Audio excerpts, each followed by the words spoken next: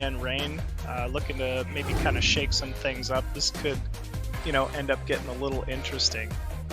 So yeah, once again, just wanted to welcome you all here. Hope you all are excited and ready for another wonderful day of some BSL StarCraft BroodWar matches. I'm definitely excited for this one. Fengzi, we get to see a good Zerg player kicking things off. Like I said, he's been around forever. Dang, look at that MMR, 2554, pretty incredible. He's going to be going up against cnRain, Protoss player who I'm a little less familiar with, but I'm sure that's not going to stop him from putting up some incredible games here against the old school favorite, I'd say. Yeah, this is it's gonna get a little interesting. I'm sure very much like yesterday, we're probably gonna be seeing Overwatch, I would assume, is the first map. So another ZVP similar to yesterday's series on a two-player map to kind of get things kicked off. Pretty standard. This is gonna get really excited. We saw a lot of overpool openers from our Zergs yesterday. Nothing too crazy as well from the Protoss's Forge expands. With that early probe scout to kind of block, harass, be annoying, get things, kicked off like that. So, yeah, this is gonna be an interesting one. I would assume that Fengzi would maybe be the favorite here. He's someone we've, seen around in the scene for a very, very long time. But yeah, we'll have to see what cnRain has in store for us as well getting into this first game. Yeah, look at that win rate. 95 to 85, 52% for ZVP, so just about 50-50, quite even across the board. But yeah, guys, I'm ready to get excited here for day 2 of BSL Asia Championships. And it sounds like we are ready to go, so let's go ahead and get into game 1 here.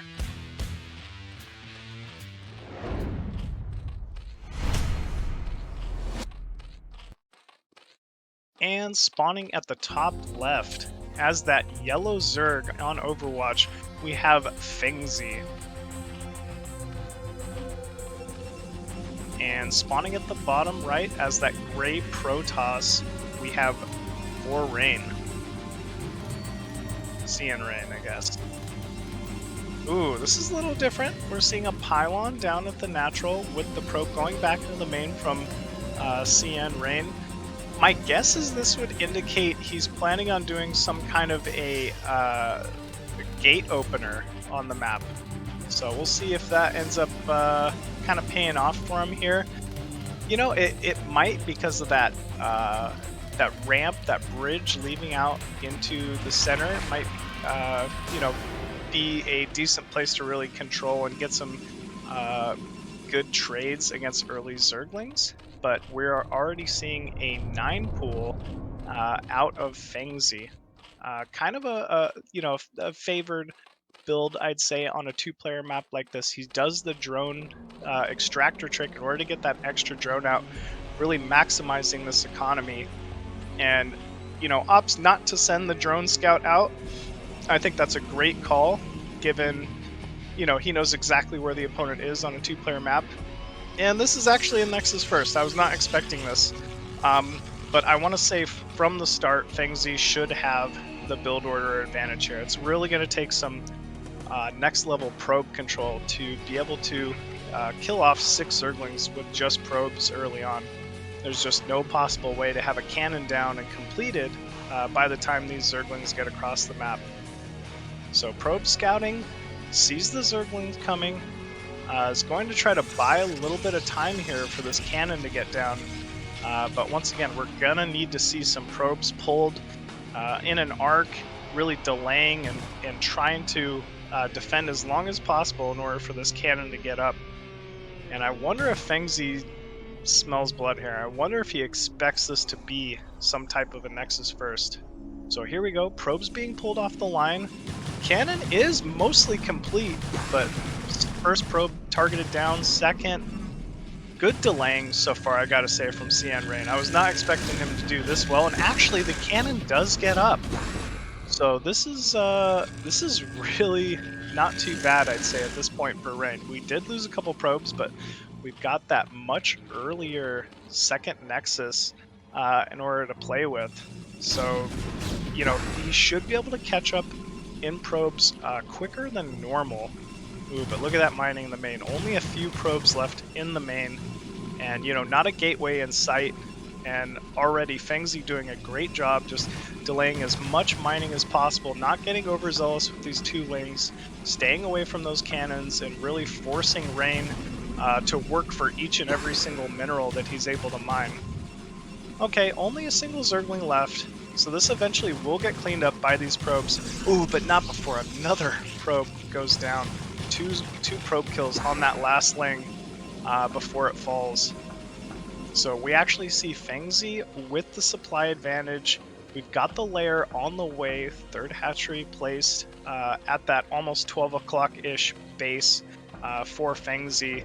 And really his econ has not been touched. Although this was a 9 pool, you know, this was the economic 9 pool, getting that extractor trick down and really, you know, maximizing that drone count as well as he possibly could. I feel like Fengzi is off to a great start here. cnRain sending that probe across the map to get some scouting intel. You know, you probably didn't want to have to send that probe, but you just have to in this matchup. This could have been a Massling follow-up, you know, 2-hatch Hydra. Really, there's just so many options given the way this game opened that you've got to confirm things. 2 lings being made just to push that probe around, and then we still just see continual drones at this point. If you look up at the harvester count for each player, they're on even workers, which, you know, I lied. One additional one for cnRain at this point, but that is not where you want to be if you're a Protoss. Gateway is complete. We're even seeing, I believe, a third cannon, and I don't think we have a core yet for Rain, so things are looking a little scary. He's, you know, oh, we do have a core. The core is completed at the natural, so maybe we might be able to get a Stargate up in time, get that Corsair count up in order to defend any potential Muta play that might come his way. Oh no, the cannons don't reach the forge. This is really unfortunate. I assumed that those cannons could hit, you know, defend that forge, but I guess not. This is going to inevitably end up canceling that +1 here for cnRain. Unless this Zealot's just a hero and kills all the Zerglings. Nope. Zealot goes down, forge will be killed off, and that +1 is going to be canceled. Great awareness by Fengzi in order to see that. A lot of players wouldn't even poke and attempt to kill off that forge, but as it is, he's rewarded for it just by, you know, trying it out. Mutalisk in production here for Fengzi. We do have a Stargate, though, completed. First Corsair on the way for Rain, so he's doing what he can to really try to stay in this one and make some type of a comeback.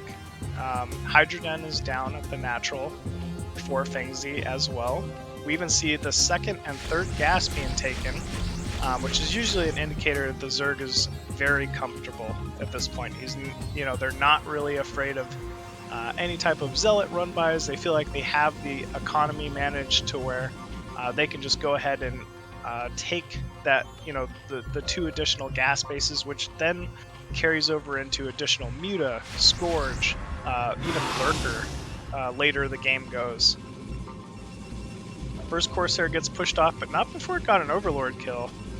That's very nice, actually. 2 Corsairs joining in. There's no cannon at this natural mineral line. The Mutas should be able to just continually kill off some of these probes until that cannon arrives, but actually 2 Zealots going to draw the fire from these Mutalisks out to the center of the map. Fengzi not really wanting to spend any additional resources on, you know, Zerglings or Sunkens this early on. Just kills them off with the Mutalisks, and now he should be back to harassing momentarily.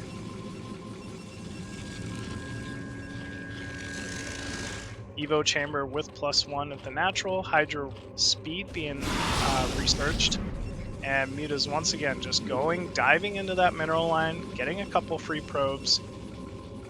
Rain with that +1 air weapons on the way has trapped a probe and is slowly building up that Corsair count to hopefully be able to take air superiority here in the mid game. That is a lot of drones out of Fengzi. Wow, very much looks like Jedi from yesterday's games, honestly. Just complete saturation really early on here. It's only 8:43, and I feel like he doesn't need to make another drone for quite some time now. It should just be the Hydra Pump, Scourge, and additional Muta from now on. 6 hatchery is down. I mean, Fengzi is just in a wonderful spot here. More and more Scourge even coming out. This should be a pretty sizable flock of Scourge looking to kind of surround these Corsairs. But that +1 air weapons is almost complete here.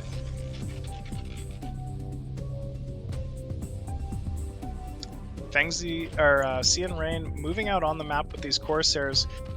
This could be a pivotal point. This should allow Fengzi to really get the surround he wants, not being around any additional photon cannons. But fortunately, he did build the Scourge he needs in order to erase a flock of Corsair like this. Here we go. Very nice surround here from Fengzi, and all of these Corsairs will fall. Good moving shot. 1 Corsair left. Ooh, it's gonna be close. He might lose a couple more Muta here. Nope. And 5 Muta still alive versus the 5 Zealots of cnRain. Fengzi taking a 4th base at the top right as well. Just looking very, very comfortable. Ooh, DT out on the map though. That can always shake things up. Oh, he sees it. Fengzi diving after that DT. Doesn't want to allow any additional scouting or potential harass out of cnRain. And, man, Fengzi has just got a death grip on this game. He is not allowing any mistakes to happen. 2 Templar at the cannon line for cnRain. Not sure if Storm is completed yet, so this could be a tricky timing. There we go. We do have Storm, but very nice dodging from Fengzi. Looking to put a little bit of pressure on that gateway. You know, when you're behind like this, each and every single building is very valuable. Ooh, nice Storm. Very nice Storm out of Rain. And gateway goes down. Dragoon count is starting to rise here for cnRain. And actually Fengzi being pushed across that ramp once again. But just more and more Hydralists moving across the map here. Only the additional, or the original 5 Mutalists have been produced, rather. Probe moving to the south side of the map, indicating that 3rd base, you know, he does want to end up taking. And so we'll probably see Fengzi moving towards the south side of the map with these Hydralists here shortly, trying to surround this base and prevent it. Good scouting by Fengzi, just moving that Overlord in. Taking a look and moving back. Ooh, Lurkers finally in production. So this is, you know, he'll at least be able to hold this bridge fairly easily versus this. Ooh, and Speed Overlords actually as well, moving to that 3 o'clock position. I wonder if he's maybe thinking about doing a Hydralisk or a Lurker drop.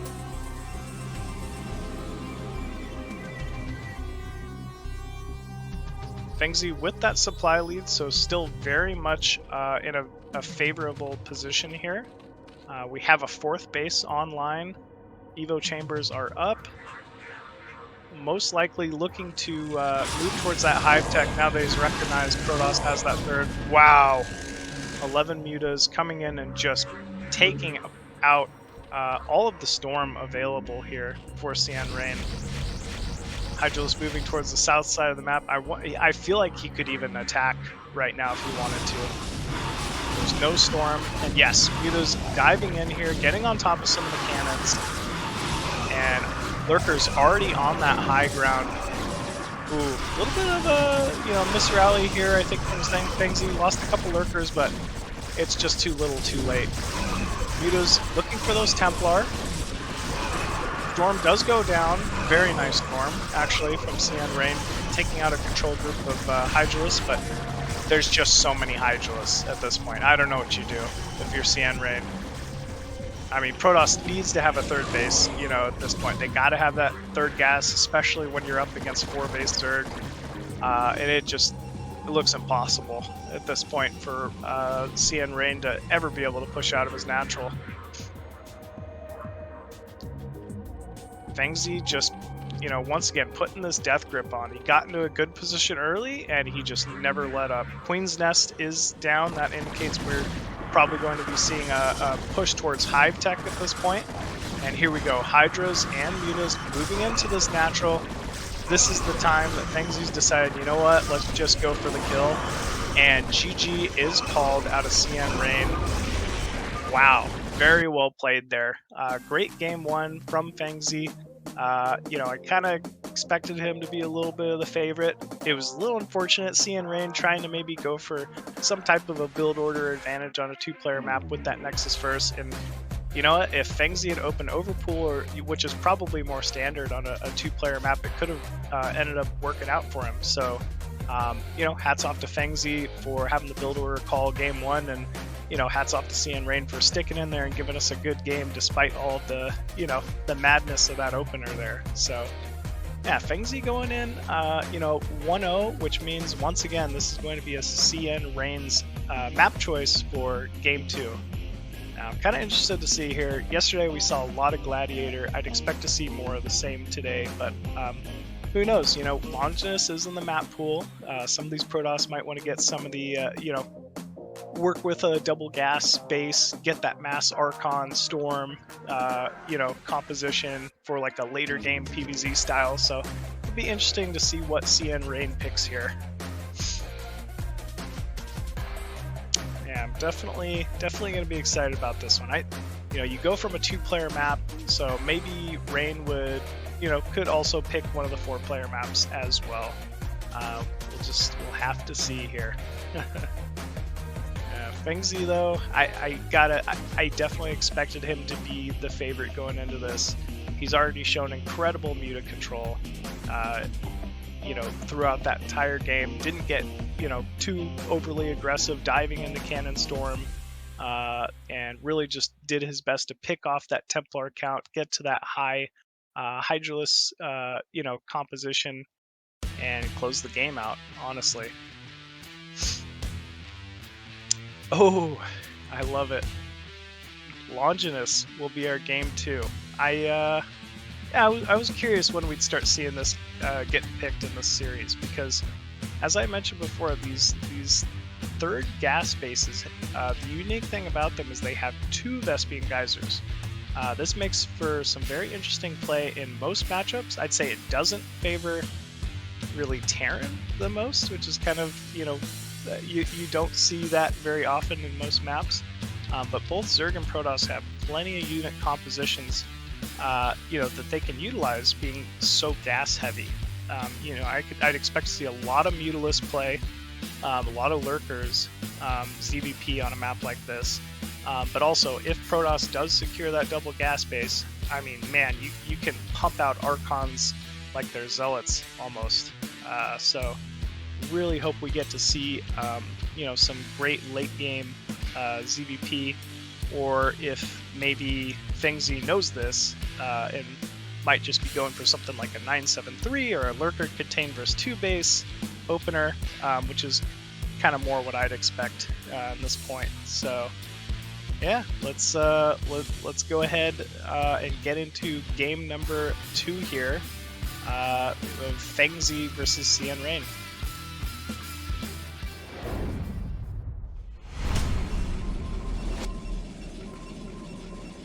And spawning at the top left as the blue Protoss, it is cnRain. Spawning at the bottom left of Longinus, currently up 1-0, it is Fengzi.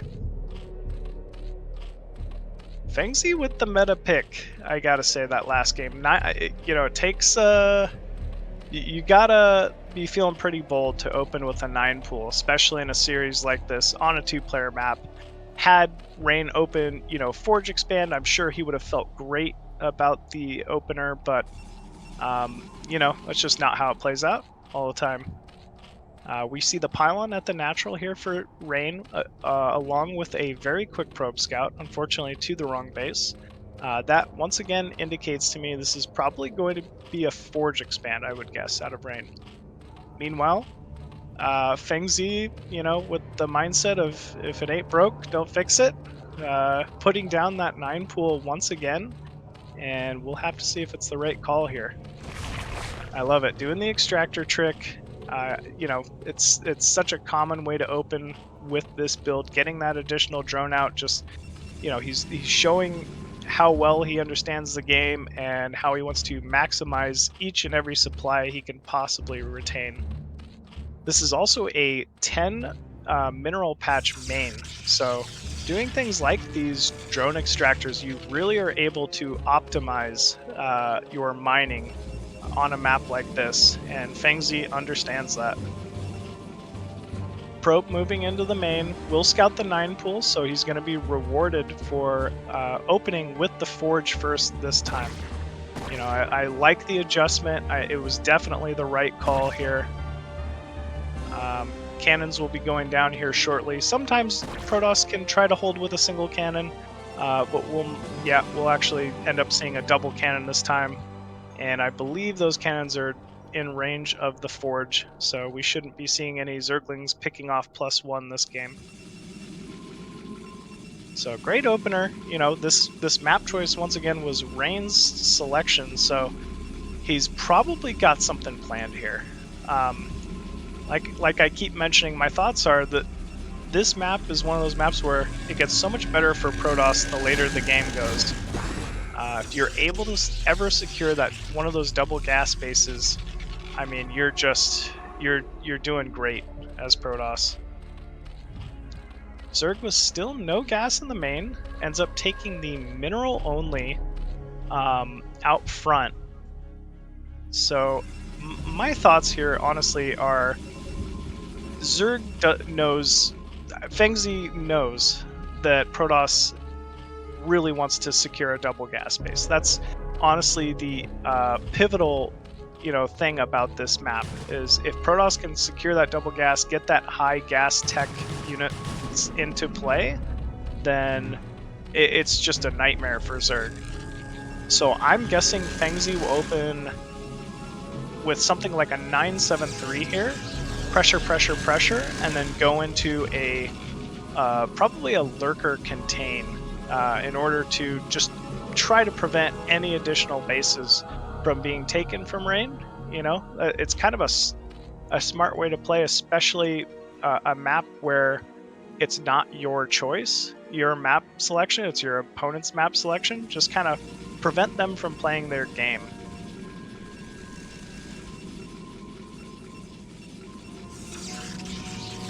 We are definitely seeing more probes this game out of Rain. He's keeping ahead on that worker count. Very fast second gas at the natural for Rain as well. So the one thing I gotta say is versus 973, you really shouldn't see a lot of second gas being mined against a 973. It could potentially even lose you the game. Rain scouting the double gas base and not seeing it, so now he should know exactly where Zerg has taken the third. It's going to be this mineral only. Zergling's moving into position to deny that scouting, and he does. I mean, really, all Rain has seen is 3 drones at that mineral only. This, he's got to be wary that this could be a 973, and I think that's exactly what he's up against here. So the 2 Zealots moving across the map. It's just about time for these Hydros to be produced. I think he's probably producing them now. Yep. Hydra speed almost complete as well. So once these Zealots poke in and see the Hydros, he should know exactly what he's up against here. 4 drones at this third base. Zealots getting on top of these Zerglings and then looking to maybe pick off a couple drones. But very good pulling here out of Fengzi. Wonderful control. And now the race is on. Fengzi is sprinting towards cnRain's natural here. Cannons are being thrown down at the natural from cnRain. First, Corsair's out, looking to pick off some Overlords. Kind of adjusting a little bit. I'm not sure why he got off of the Overlord in the main. I think it would have been more beneficial just to get the quick supply block. But we do have Hydralisk moving straight into that cannon. A little unfortunate there. It was just a bit of a miscontrol. But there's going to be plenty of cannons here now to defend this natural. Ooh, I like the Zealot moving out. Trying to get a little bit more scouting and harass. And actually, he'll end up scouting a lair at the mineral only for Fengzi. So that Zealot scout paid off. He has to know exactly what he's up to now. Zerg is droning. Zerg's not making any more Hydra. And if I was Protoss, I would be a little worried about a Lurker contain at this point. We have that Templar Archives up for cnRain, legs being produced, +1 air weapons. Not sure about the +1 air weapons, given the situation. You know, he knows it's not Spire play. He knows it's just going to be Hydra, most likely into Lurker. You can go Hydra into Muta, it's just less common. So yeah, I don't think the +1 air weapons really should come into play here, but who knows? We'll see. Alright, Forge is spinning once again here for Rain, looking to get that +1 armor to kind of combat the early +1 range attack of Fengzi.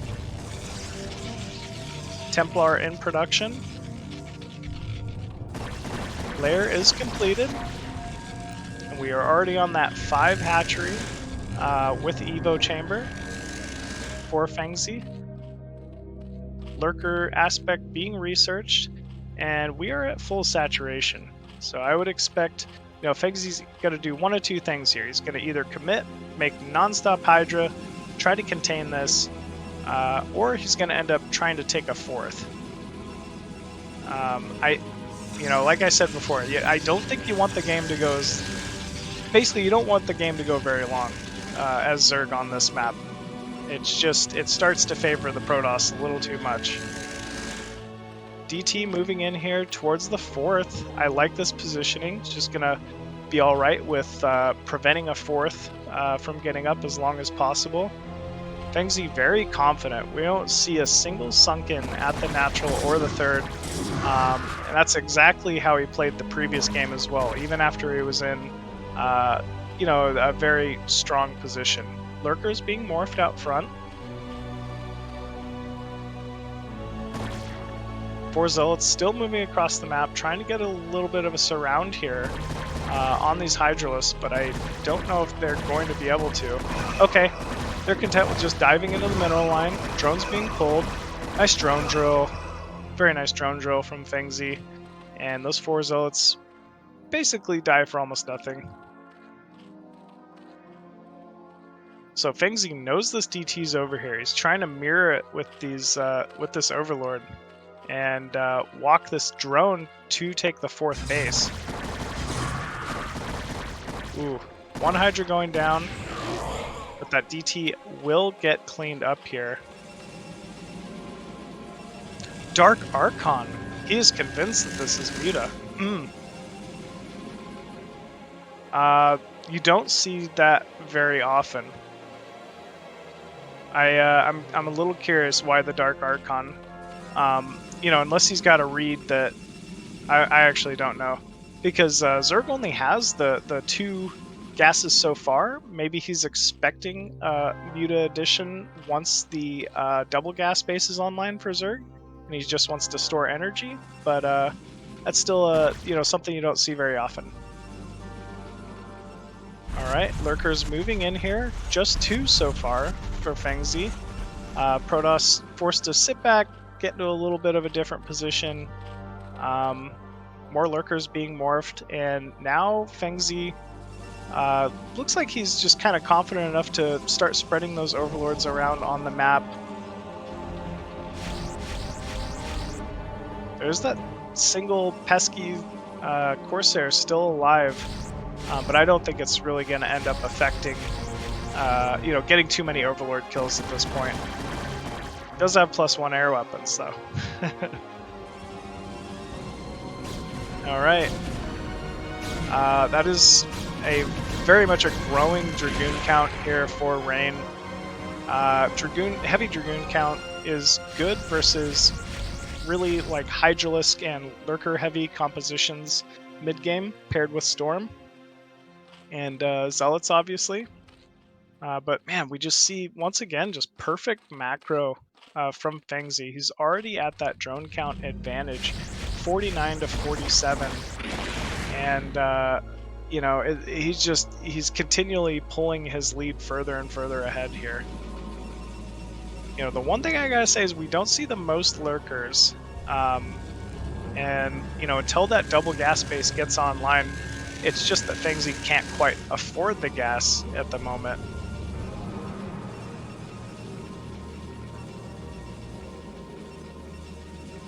Dragoon, Zealot, Templar still. That, you know, army count is growing. Rain still at the supply lead. Oh wow, I love it. He's getting a giant drop ready for this move out. So he actually just opts to move away completely, put down a few creep colonies at this mineral only, and he's going to doom drop the main. Oh my gosh, and a lurker drop behind the natural. Very well played here from Fengzi, just pulling Rain out of position. Oh my gosh. So many kills on all those probes. This is brutal. I don't know how you come back from this. This was just so well played here from Fengzi.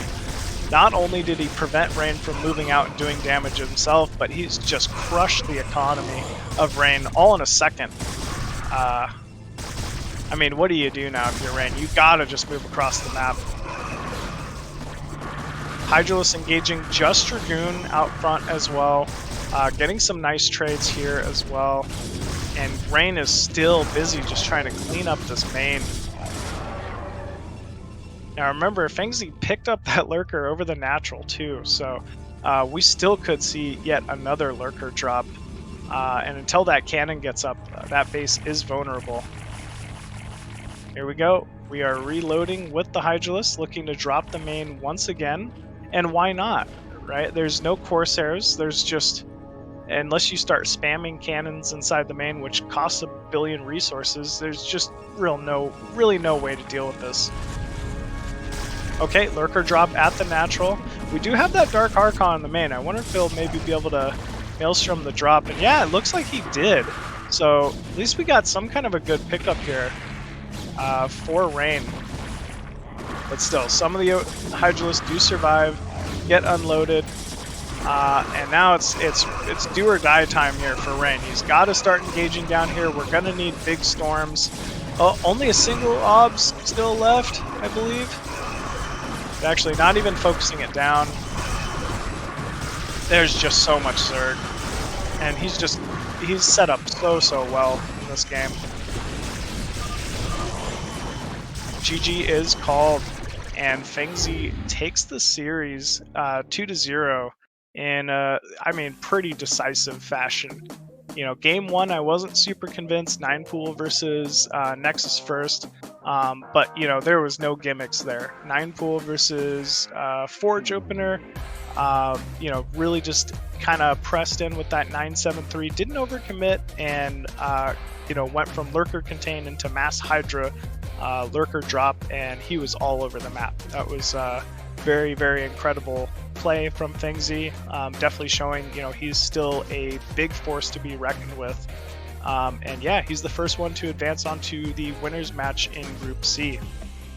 So yeah, up next, we're obviously going to be having BusTerran versus XuanXuan, 2 Terrans. So, you know, get ready for your TVT hats. Let's yeah, I'm not sure who the better player is, but my guess would be XuanXuan, just based on last season's performance.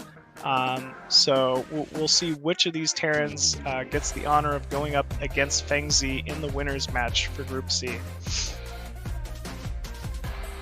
And obviously cnRain moving down to the elimination match, so the loser of this next series, you know, will have a chance to go ahead and play another TVP, or play a TVP rather, and cnRain here will get a chance to kind of come back and prove himself. But yeah, BusTerran and XuanXuan. I'm not as familiar with BusTerran. I love the name though. I don't know, BusTerran. It's just kind of an odd one. You know, it's like backhoe. It's kind of a cool name. XuanXuan, a previous BSL competitor, I believe, kind of proving, you know, showing that he is a big Chinese Terran to be reckoned with, you know, in the scene. So maybe hopefully giving Mihu a run for his money here in this next season. It's gonna be interesting, you know. TVT on a two-player map, especially like Overwatch, you know, that has such a small bridge out front, I think it's going to not be as beneficial for early game engagements. Just kind of what I'm expecting. We're probably going to be seeing a 3-4 base TVT, split the map, and then see who the more dominant Terran is from there. So yeah, here's the Group C bracket. As we said, Fengzi moving on after a pretty decisive 2-0 victory over cnRain. So he will be playing in this next winners match, and BusTerran going up against XuanXuan in this next game. Wow, almost a 10-year age difference here between these two, 1989 to 1998. You know, BusTerran, not as familiar with, but 2509 MMR. You know, you don't get up to the 2500s accidentally, I'll say that. And then actually XuanXuan, who competed in the previous BSL 14, doing very well for himself, you know, really kind of making a name for himself, so he's just a little more familiar in the foreign scene so far. And yeah, we are at Overwatch once again, which, you know, great map so far. I'm kind of interested to see how this is going to play out for TVT. I haven't seen a TVT on this map yet. But the big thing that's kind of sticking out to me is that bridge out front of the natural. Really, you know, it's going to be quite difficult for these Terrans to be too aggressive through there. So I would expect we're going to be seeing more of a later 3-4 game push, 3-4 base pushes, you know, before we're seeing, you know, much really happening. So yeah, let's go ahead and get into game number 1 here of XuanXuan versus BusTerran.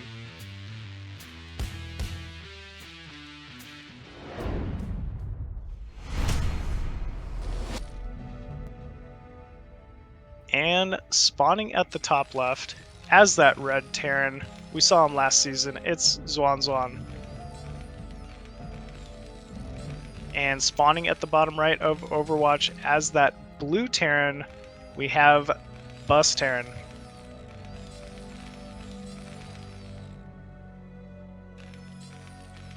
So obviously this is going to be a best of 3. Game 1 usually kind of sets the pace in these matches. So I wonder, you know, what each player will end up doing here.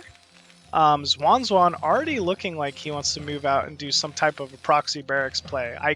I like this mindset. You know, it's like I was kind of mentioning before, just by looking at the map, I assumed that this would be a longer game right off the bat, but XuanXuan saying, nope, we are gonna get in your face. We're gonna be aggressive. We're gonna go for kills here. I think this could end up proving, you know, to at least throw BusTerran off. This is a proxied 8 racks. This is very committed.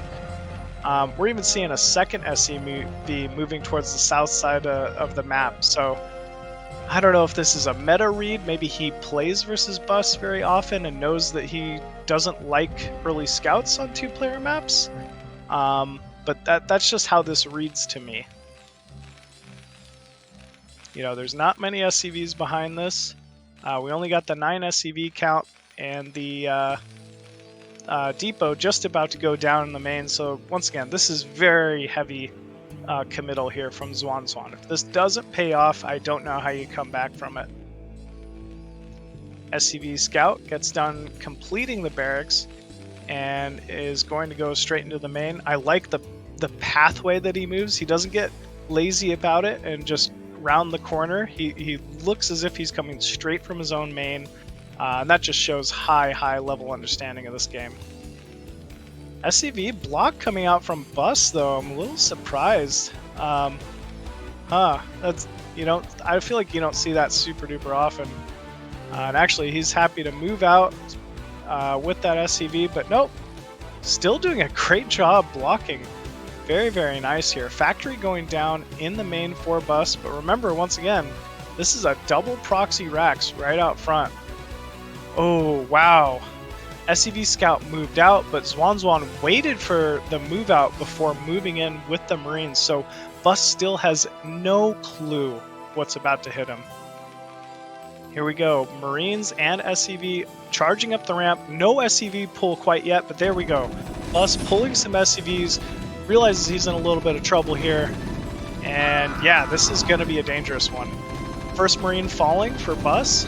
Second Marine getting chased down here, and XuanXuan doing a great job targeting the SCVs producing that factory. He really wants to prevent that factory from getting up at all costs. SCV moving into the main as well for XuanXuan. And yeah, he just has incredible Marine control here, moving away and target firing each and every single one of these SCVs. Oh, but the factory is up. The factory is up now for Bus. If a Vulture gets out, this is, I mean, pretty much game over. Vultures are so strong against Marines in this matchup. And once again, XuanXuan just does not have the economy behind this. It's he's even got one of his 7 SCVs still inside the main of Bus. Vulture is out, and now it's time to just start cleaning up these Marines. Good patrol micro so far. But I mean, even if this doesn't work, he can repair. Wow. Okay, Vulture fell. Supplies are dead even, but still, more Vultures in production here for Bus. Another Marine falling. And yeah, I mean, this is just too much. You just can't fight with no range Marines versus Vultures. And GG is called from XuanXuan. Wow, very quick 1-0 lead there from BusTerran. I gotta say, I felt like XuanXuan executed that fairly well. I don't know if, you know, maybe there's a little better targeting could be done. It's always very finicky when you're fighting those early Marines versus SCVs. But still, BusTerran did a great job defending, got that superior tech, and, you know, took game 1 in pretty quick fashion. So, very well played by him. Yeah, I was definitely excited to see that one. You don't see a whole lot of Proxy 2 barracks play. It didn't get scouted. You know, he really kind of took advantage of that 2-player map, and I guess if you think about it, it wasn't a standard game, so maybe XuanXuan's still feeling pretty confident going into this game 2 here. He's like, you know, I showed you one of my tricks. Now I can play more of a standard game, just kind of beat you up the proper way. So yeah, BusTerran with that very quick 1-0 lead. And we'll have to see what map XuanXuan ends up picking here for a TBT. There's plenty of options, you know, to go with. I personally would still like to see something like maybe a Gladiator TBT. Could be quite, you know, different, a little interesting. But we will have to wait and see here. And it is Gladiator. Oh, nice. Okay. You know, I have seen TBT on Gladiator. It's fairly standard for the most part, but I remember just heavy vulture play on this map. 3-fact vultures, you know, 5-fact vulture, just because the distance between the naturals is so short. There's so many high to low ground areas, and mines, if they go unscouted, can really do some significant damage. So yeah, we will once again here getting to see some games on Gladiator. I think this is a map favorite from, you know, a lot of our players, a lot of our viewers. So I'm definitely excited to get into this game 2 here. Yeah. All right, looks like we are ready to go. Let's go ahead and get into game number 2.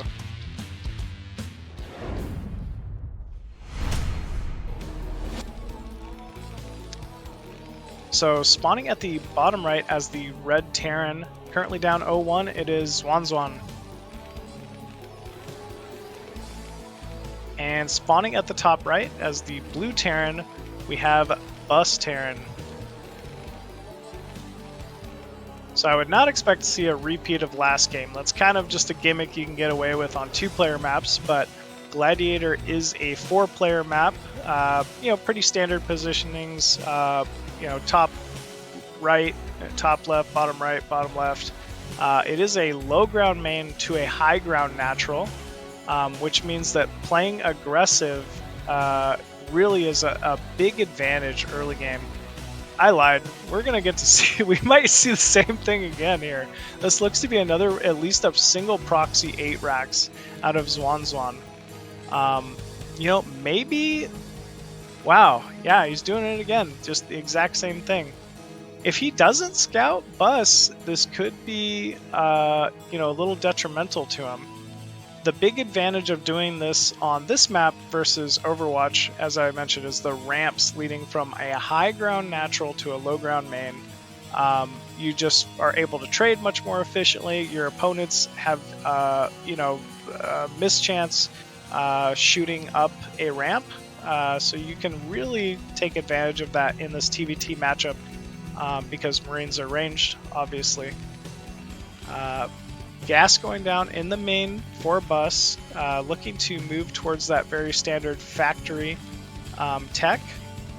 He was able to hold this off in the previous game, so maybe if he's able to, get that factory up once again here, it could be really good for him. And, once you get the factory up and you have the vultures, you're able to trade really well versus Marines, as we saw prior.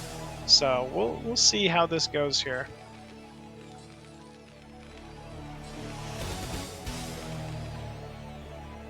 Marines being produced. XuanXuan scouting the map, but so is Bus, unfortunately scouting the wrong way. So he'll see top left up here, and there might be an SCV scout for XuanXuan at the exact same time. Oh, but now XuanXuan sees that there's 2 SCVs on the map. He has to know something's up here. XuanXuan moving in with that proxied barracks rally. Ooh, 5 HP left on that Marine of Bus, and this Marine's just going to die instantly. SCV's being pulled from the front line for Bus. There's 3 Marines moving in, more SCVs even. This time there's a bunker going down. I like this. If a bunker gets up versus this, I don't see him ever killing the bunker with the vulture. And here we go. So many Marines here for XuanXuan. Picking off those Marines and then moving up the ramp.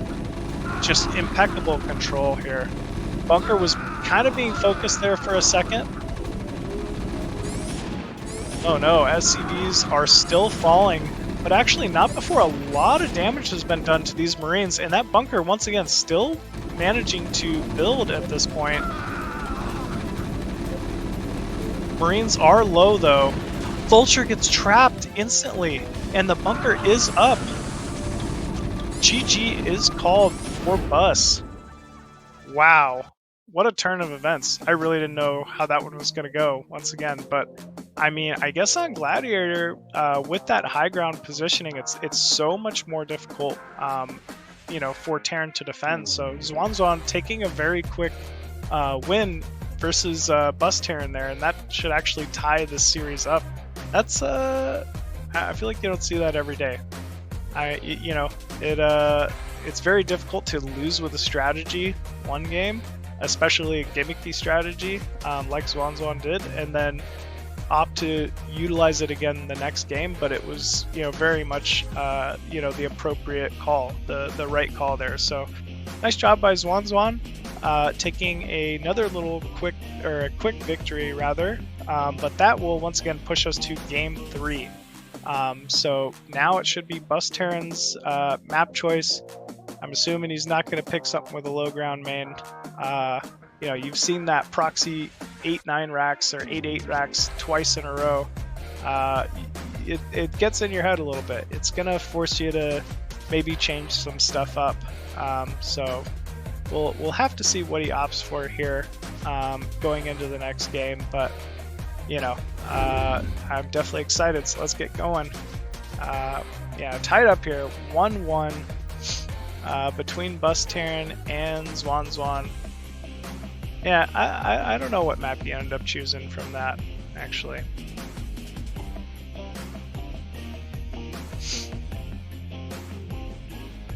It's, I don't know, maybe Butter, just because the bases are so far away, although then again it is like a 2-player map, so yeah, I'm not sure. I'm a little worried for our BusTerran here. Oh, and the map choice will be Neo-Sylphid. It's an old good one. It's very standard, very safe. I think because of all the high grounds in the middle, as well as the 12-6, 9-3 bases, it's quite difficult to really be pushed out of those bases once secured. So this is just like a very standard map for just about every matchup, but it plays out very standard TVT as well. Alright, it looks like we are ready to get into game number 3 here between our 2 Terrans. Let's go ahead and get to it.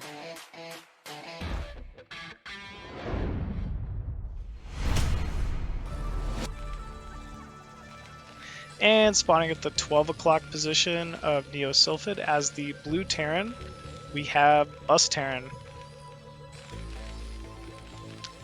And spawning at the bottom right as the red Terran, we have XuanXuan.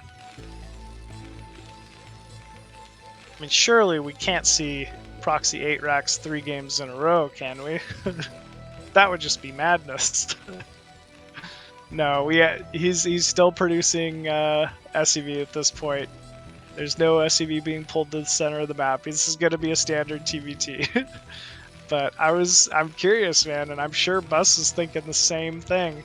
This is another map with no ramp leading up to the main, so it's not like it would be the worst map for a proxy 8 racks. But still, it's not what we're going to be seeing here. I feel like maybe positions are a little better for XuanXuan, just because the natural of Bus is facing towards XuanXuan's main. I guess it allows for a little more drops on Bus's end, but XuanXuan going to have the quicker rally to his opponent's natural and third. Barracks down in the main for each player. Would be expecting to see Vespian Geysers being taken here shortly.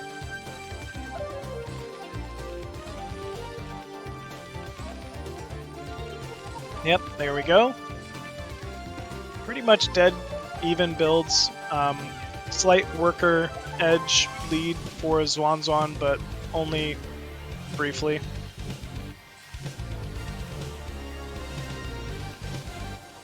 SCV Scout going out for Bus. So that'll be moving actually towards the bottom right, and he should maybe get first scout off here. No, he's not. He's scouting the center of the map. And I do not blame him. He's looking for proxy 8 racks. So he's got to be a little relieved that he has not seen any barracks this game. XuanXuan moving in with that SCV, scouts his opponent's barracks, and then opts to move out. No Marine from XuanXuan. That's a little funny given the previous 2 games. Just kind of playing a little greedy, and it's going to pay off for him. Marine in production now to start pushing off Bus's scouting SCV. 2 Marines out for Bus. You know, nothing really too crazy going on this early game in a TVT. I would expect we're probably going to be seeing factory expands here from each of our players, but oh, as I say that, I lied. 2 fact out of Bus. So this will be heavy vulture play. I kind of like it given the previous last 2 games. You know, Bus has not really had a chance to kind of take control of the game and exert his own kind of pressure. So, you know, by opening this 2 racks, he's indicating he definitely wants to get aggressive. But XuanXuan, with just a wonderful scout here, will see this 2 fact opener from Bus. So very well played.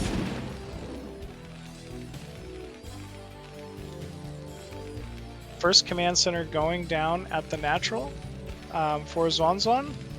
Well, natural command center rather. Vulture moving across the map here for Bus. Wants to get a little bit of scouting in, put some pressure, but there will be a bunker finishing up and 2 Marines for XuanXuan. I think XuanXuan's moving his barracks back even to assist with walling off this natural. You know, he knows that Bus is a little more committed early game here with these vultures, and you know, just having that barracks in the wall is very nice. Bus has 2 add-ons, 2 factories producing siege tanks at this point. I wonder if this could be some type of a siege play out of Bus, I'm guessing. You know, if he gets 3-4 tanks across the map with siege mode before XuanXuan's able to get his own siege up, it could be quite difficult to deal with.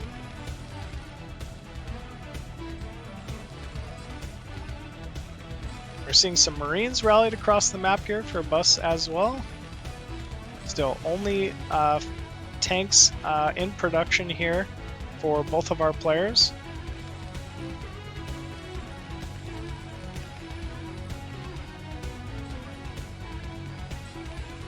There's a barracks of Bus scouting the factory production in the main of XuanXuan, so he knows exactly what he's up against here. Ooh, here we go. SCV and tanks being pulled. A little bit of an engagement going, but I think Bus will have the tank advantage. Never mind, only 2 tanks. I was thinking he would have 3 at this point.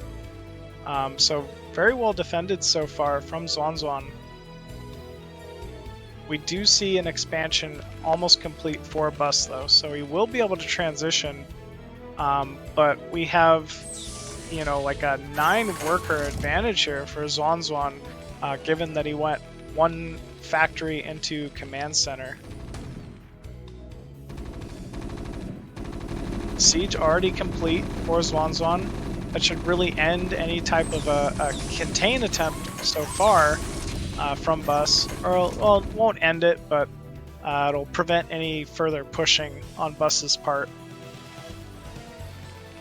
1 vulture sneaking around to the side for XuanXuan, going to try to at least get some type of scouting information or harass out of Bus's natural here. So, yep, sees, okay, there is a command center here. He is mining gas. SCV count isn't that high. So it's kind of got to be a little bit of a relief for him. SCVs are not the best at being able to fight these quick vultures, so this will cost quite a bit of mining time, and at least looks like at least a few SCVs. It does get cleaned up though.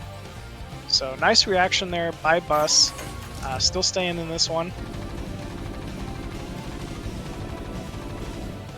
Siege line is being set up by Bus, and that'll prevent this middle base 3rd from being taken. which is very annoying here for XuanXuan. This is absolutely the base you want to hold. It's closest to your rally, closest to your main base, and it's high ground, and it's right outside your own natural. So it's very essential that he's able to eventually be able to clean up Bus's siege tank line. Ooh, good spotting here from Bus. Siege is at the perfect position to just be able to snipe that tank off. And he's able to do so because he has this barracks vision. Oh man, this could be it. Wow, yet another tank being targeted down immediately. 2 more fall for XuanXuan, and suddenly XuanXuan in a terrible position. Only 2 tanks sieged out front versus the 9 of Bus. And I almost think it's go time here for Bus.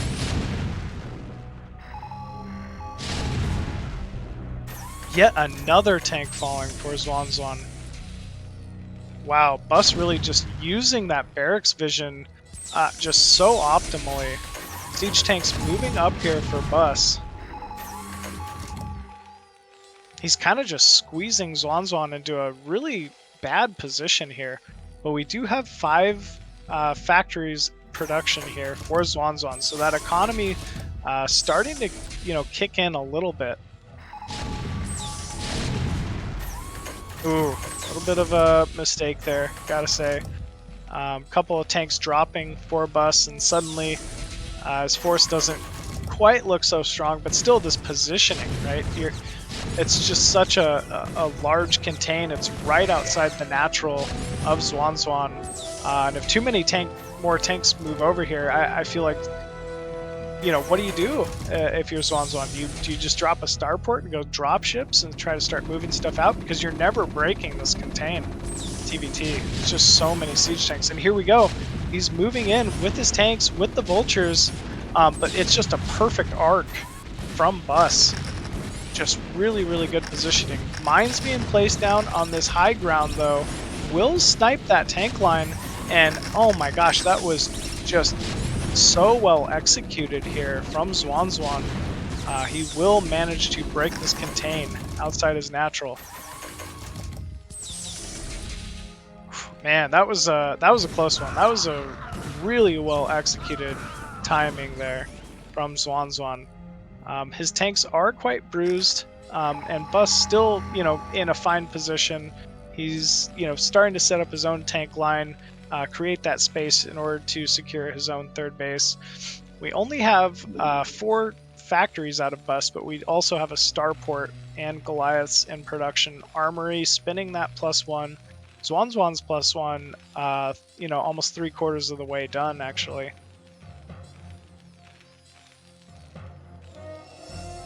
Bus has the SCV count lead at this point, so really his macro kind of carrying through. I think partially that's due to XuanXuan, needing to throw some SCVs into that timing to break out of his own natural. 5th and 6th factories being built by Bus, and the 3rd base on the way for Bus as well, taking that high ground area out towards the center near his own main.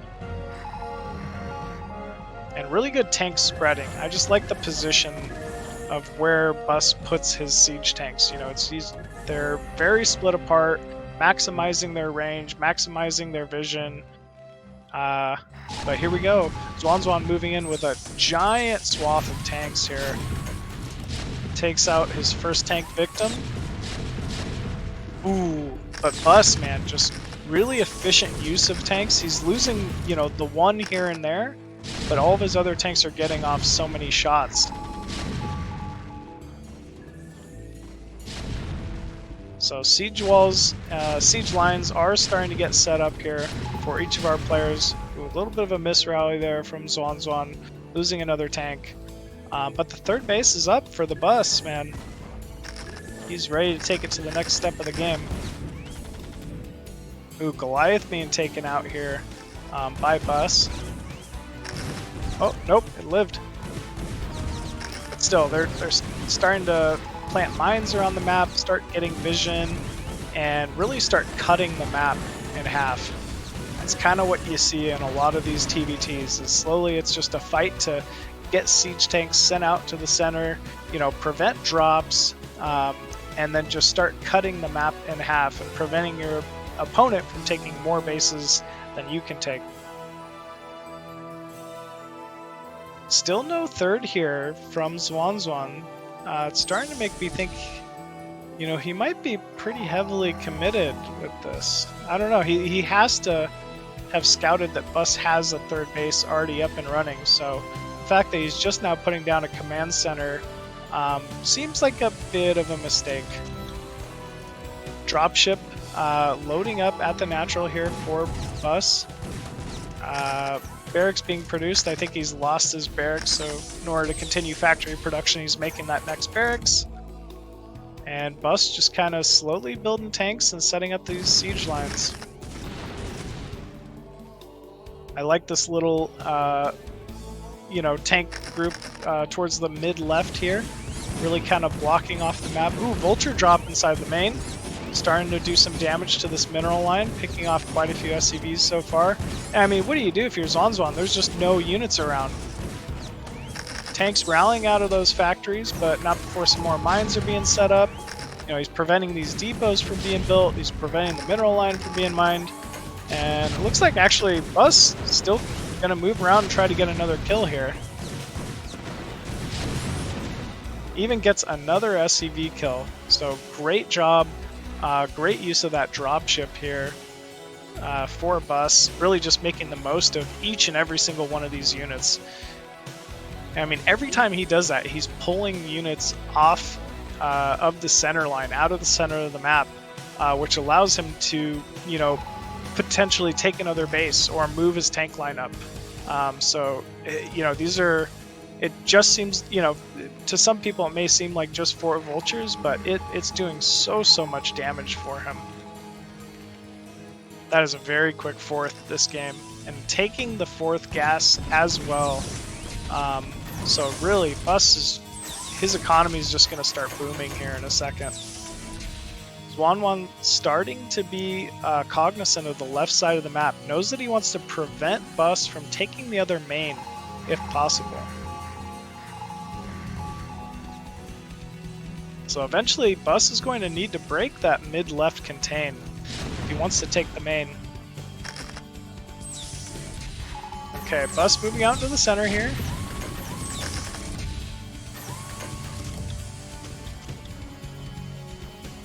Oh, we see a dropship of XuanXuan loaded up with 3 vultures moving towards the natural up Bus. Ooh. Goliath wanders into no man's zone and ends up getting picked off there. Oh no, we're only mining with 1 on gas at our 3rd. XuanXuan definitely in a little bit of trouble here. And wow, Bus already at the ready with a Wraith to try to pick off this dropship. Here we go, Vulture's going to be dropped into the main here. Trying to do some damage to this mineral line. 1 SCV falls, 2... maybe not quite worth it, honestly. The Wraith ended up picking off that dropship as well, so, you know, there's not going to be any possibility of a follow-up here. Meanwhile, 4 dropships loaded up for Bus. Definitely looks like he could be going for some type of a doom drop here. I wonder if he'll go for the main, or maybe he'll end up dropping the 4th. Oh, he's got vultures at the 4th, actually, so he doesn't need to send much else over there. But maybe he'll end up dropping the main with this. Uh-oh, he's gonna run the dropships right over the Terran's army. I guess he's just gonna break the contain here. Wow, very nice. Ends up drawing all of those mines with a single Goliath as well. So very well done here for Bus. And suddenly Bus is within striking distance of XuanXuan's 3rd. But tanks do get back to position in time from XuanXuan to prevent this. Very well done. Bus's econ is just insane at the moment, though. 68 SCVs. He is stacking about 2,000 minerals at this point, so probably could be, I don't know, a little more vulture heavy or take some additional bases or something. But either way, he's got the resources to spend, he's got the supply lead, and he's got these dropships, which just keep doing so much for him. It's just giving him so much value. So dropships are loaded up, moving to the right side of the map here. This could be a drop for the main. In fact, I think it is. Wraith going to take for these dropships, and dropships moving in here. That is so many tanks. What do you do if you're XuanXuan? I mean, this is just incredible position here. He's going to be able to tear down each and every single one of these supply depots and prevent mining out of the main. You know, he's already prevented that gas from being mined. And actually, GG is called right there from XuanXuan. Wow, I did not see that one ending so quickly there. They were both in, you know, incredible positions, but it felt like BusTerran just started pulling ahead, you know, the longer the game went. XuanXuan even, I would say, had more of the build order advantage early on with that 1 fact, CC versus the scouted 2 fact. But BusTerran, man, he just stuck in there, you know, stayed with it, kept playing his game, and you know, pulled out a wonderful win there against XuanXuan. So hats off to BusTerran, man. That was great, honestly. I'm really excited to see how he's going to match up here against Fengzi. I was kind of saying it before, but Fengzi might be my favorite in this group to win it. So yeah, you know, I'm kind of interested to see how BusTerran's TVZ kind of matches up to a legend like Fengzi, who's, you know, going to be coming with that great muted control.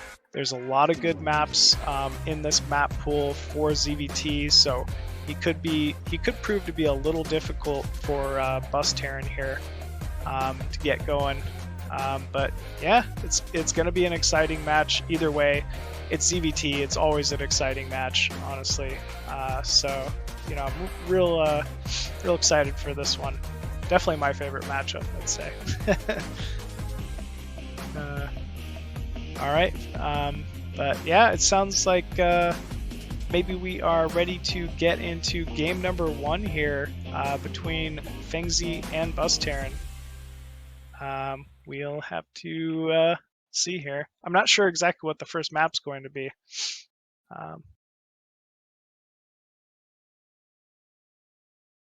Oh, okay, gotcha. Sorry. All right. I think we're gonna go for a 2-minute break here, really quick. So yeah, stay tuned, and we will see y'all soon.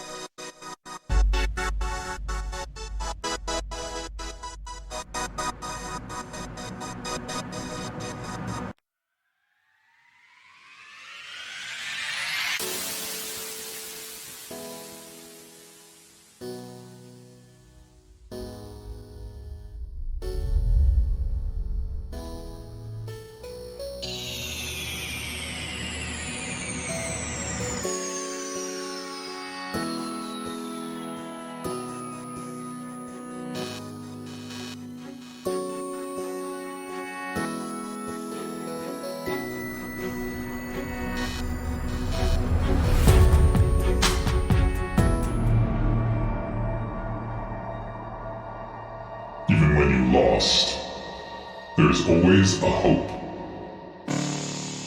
Rise and fight.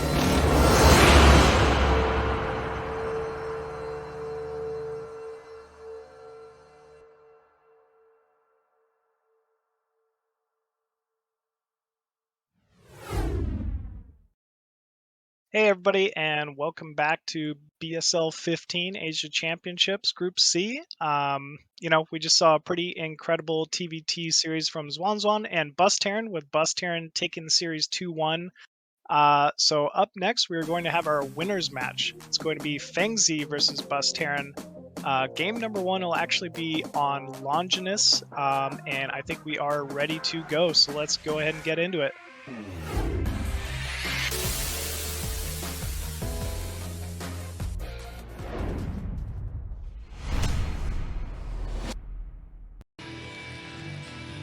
And spawning at the top left as the blue Terran, we have BusTerran. Spawning at the bottom left as the red Zerg, we have Fengzi. Now this will be interesting for a ZVT. I gotta say, I believe this is going to be a little bit of a Zerg favored map in general, just because once again, that double gas base on Longinus here is so key.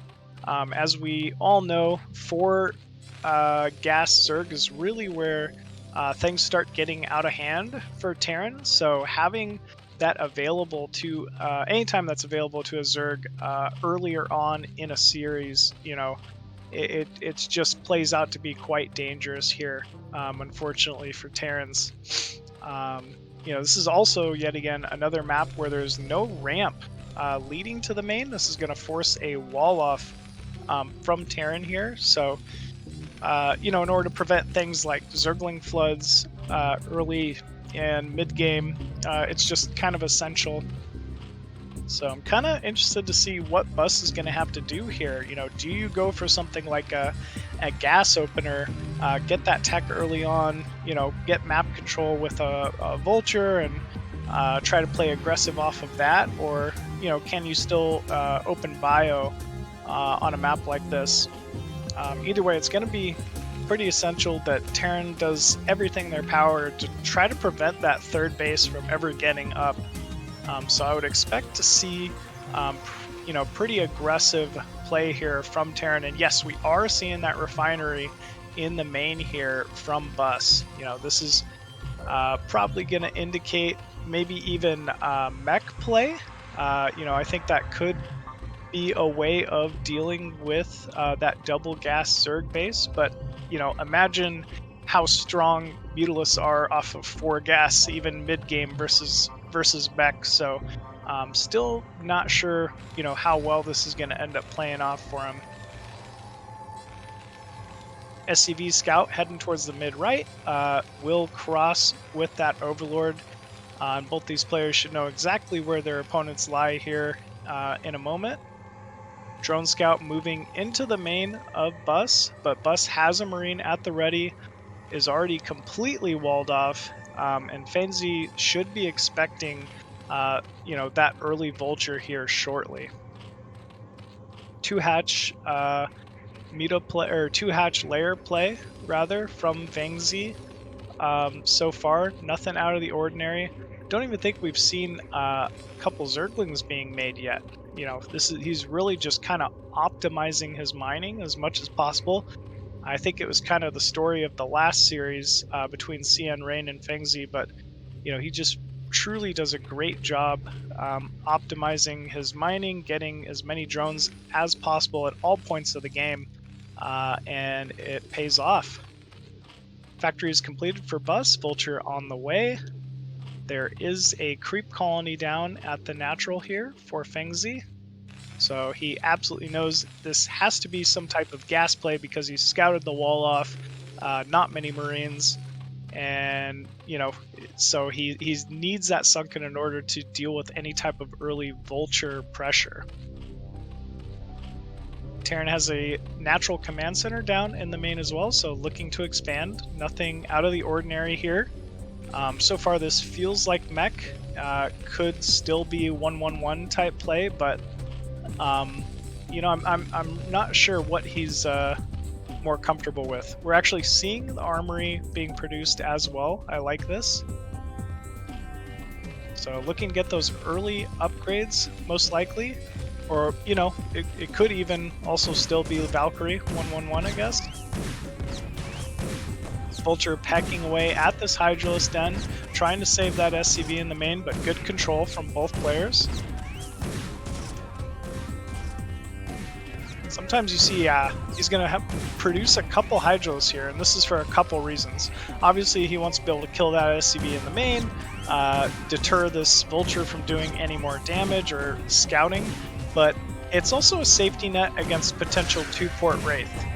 You got to remember, oh wow, drone even being picked off there. That was surprising. Wow, SCV will fall, but that was kind of cute being able to get a drone kill like that. Spire almost complete, so we'll be likely seeing 5 to 6 Muta here shortly out of Fengzi. But yeah, Terran, you know, Fengzi can't know what he's up against at the moment. To him, it could be 2-port Wraith. He does have an Overlord scouting over that natural, so he will know that Bus is in fact mining. But Zerg, you know, sometimes needs these safety Hydralisks just to survive against 2-port Wraith play. So I like that Fengzi is just, you know, not cutting any corners. He's playing very solid and really just trying to play a very standard Zerg versus Terran on this map. Hydralisk moving out a little bit, probably searching around for that hidden Vulture. We see the Vulture moving outside the mineral only, and Mutalisk moving into the main here. They're finally getting close, but we see turrets and Goliaths already complete. They get scouted immediately, and Fengzi opts to just back up from here.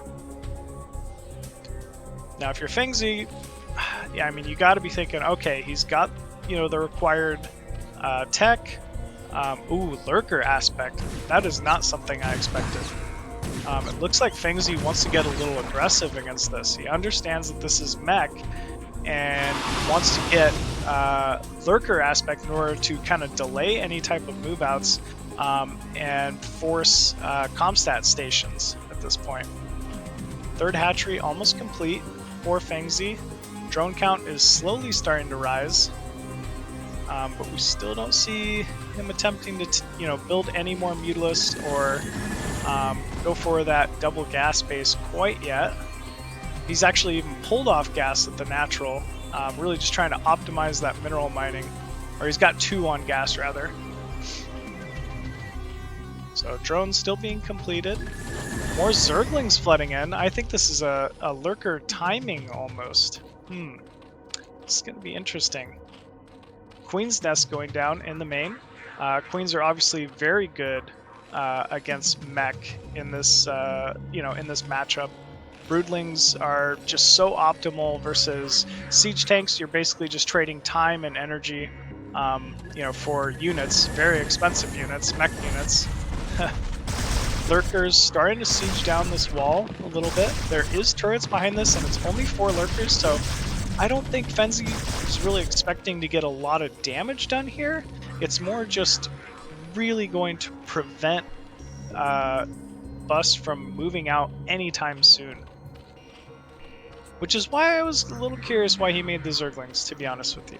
I think they could have been drones, and he maybe could have looked to take the third base a little quicker, but you know, they also might just be safety to prevent vultures from running by and things like that as well.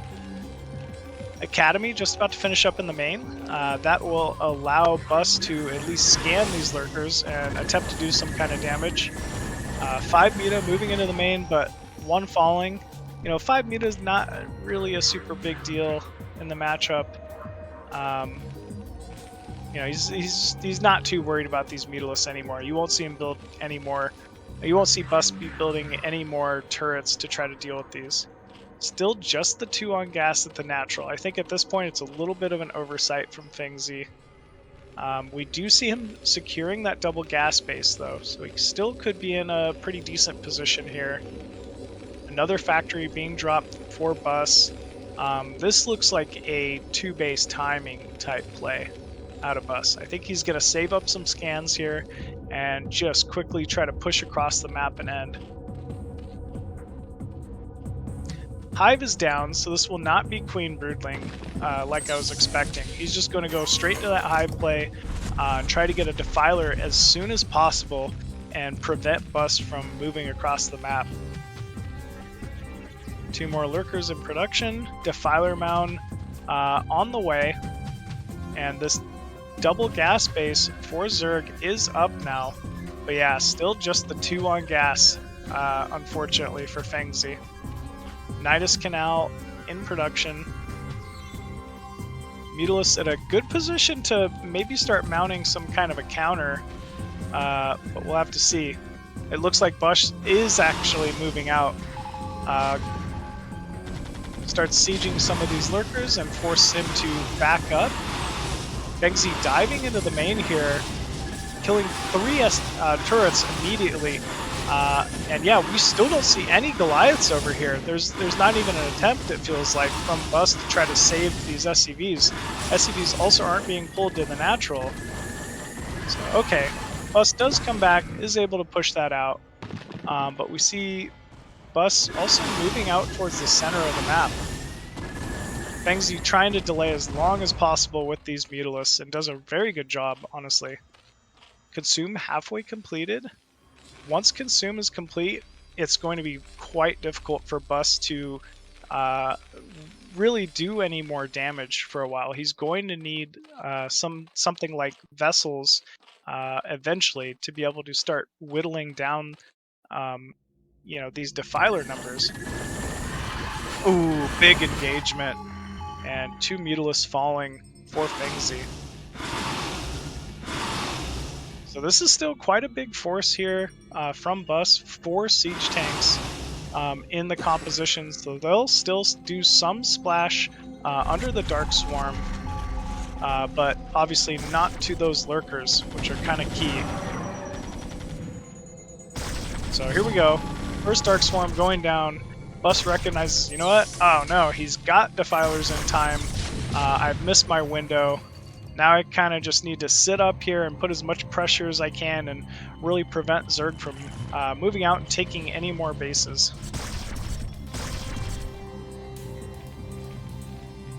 This is a really deflating moment for Terran, I feel like. You have such a sizable force in this matchup. You feel like you're doing great, and then you just realize the Zerg has the orange cloud, and what can you do? I think there's only one thing to do, honestly. He's just got to sit back. He's got to get his 3rd command center up, get the starport, get those vessels out, so they can start taking care of some of these higher tech units of Zerg.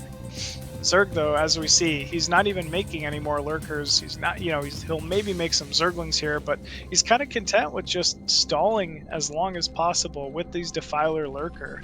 And he's actually massing Queens for Broodling. I was saying it before, but in this matchup versus this composition, Queens are king. They are just so good at being able to one-shot all of these siege tanks in the middle of the map. They have great range. They're able to parasite units, get vision. They're just very key in ZVT versus mech. We still have that 40 supply lead for Bus, though. Bus getting, a few pickoffs on Lurkers here and there. Looks to be finally starting that 3rd base as well. Ooh, Defiler going down for free. That is not what Fengzi is looking to do. So yeah, it's going to be a little bit unfortunate for him. Now the one thing to remember is, although Fengzi is on this 2 gas base, he's only on 3, essentially a 3 base as far as minerals goes. He's only got 5 drones mining that mineral line at the 3rd, so economy for Fengzi honestly could be a little better. He's really relying on these low Lurker, low Defiler numbers to survive here early on. and he's got to start getting these queens into play, or he could honestly lose. You know, he could end up losing a base here quite quickly. A little bit of a move out here with the lurker, with the Hydra. We do have mines out though for Bus. That's definitely going to be quite difficult for Fengzi to break out of. He's got to start mixing some Zerglings into the composition, clear the mines, or at least get some of these queens into play. And here we go. First Broodling is out. Cat's out of the bag. Bus must know this is exactly what Fengzi was looking to do. And I think Fengzi's really going to start whittling these siege tank numbers down. Ooh, good focus firing though from Bus. Takes out a couple queens. Another siege tank falling to that Broodling. This is just very patient play from Fengzi.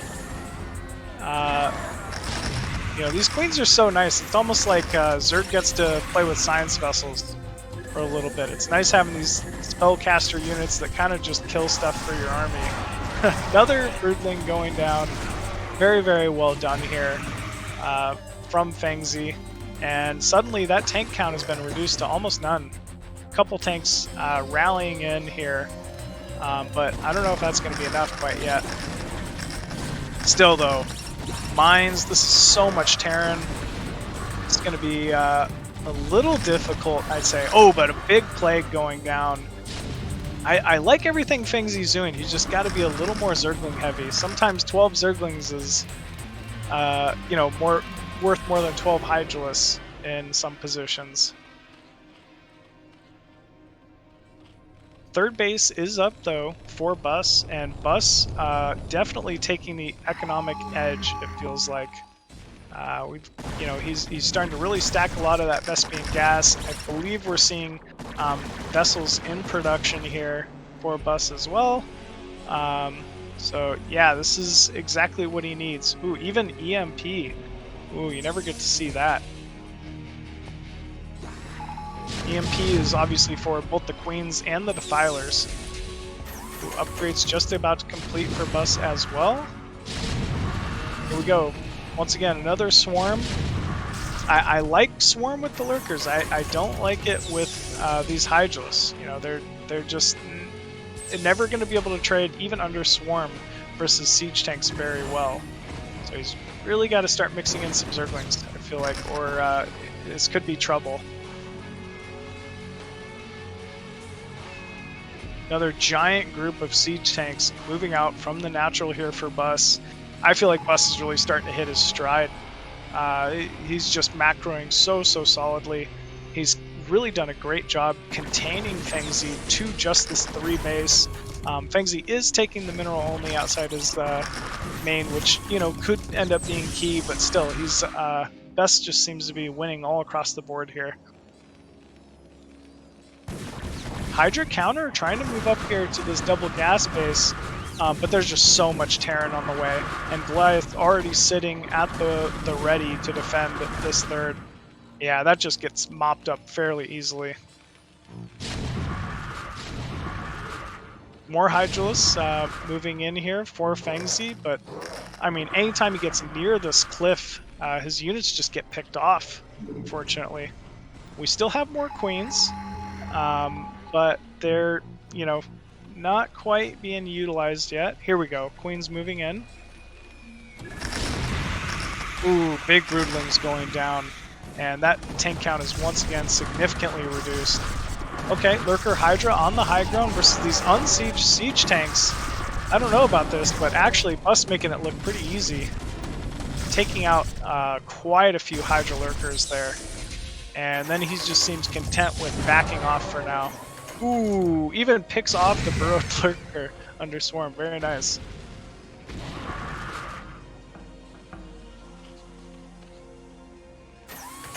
Goliath's moving in to try to defend this siege tank on the high ground.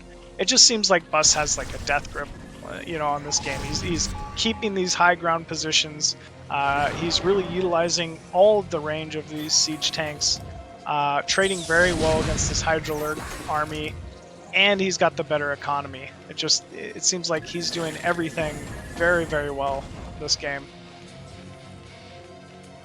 He's up by 80 supply even. You know, Terran is usually up by, you know, a little bit of supply, maybe not even as much at this point in the game, but man, he's making it look pretty easy here, honestly. Parasite on that science vessel, maybe trying to scout it out so he can either broodling siege tanks or maybe even just scourge the vessel later. I really like that. Fengzi, just the economy is not there. Is really kind of the story of this one. I think he just needed more drones at this third. You know, needed more drones at the fourth. If he just spread the drones a little better, I think this would have gone a lot nicer for him. He just doesn't have the Zergling count he really needs, like you'd expect on a map like this. And I think it's kind of coming back to bite him a little bit. Also, Hydros they're just really not great against mech. You know, there's maybe some mid-game timings, and you obviously have to have a few in your composition, but I think he'd have a little more success if he was more Zergling heavy. Nidus spawning at this mid-right base. Maybe if that Nidus gets unfocused and is able to get up, Fengzi might be able to hold, but it's, you know, he's just under pressure everywhere. It's going to be so difficult to hold this.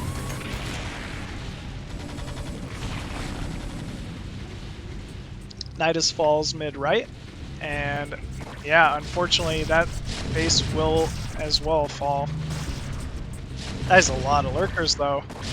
I don't know, maybe with another last-ditch effort here, he can kind of break out and move up onto this high ground.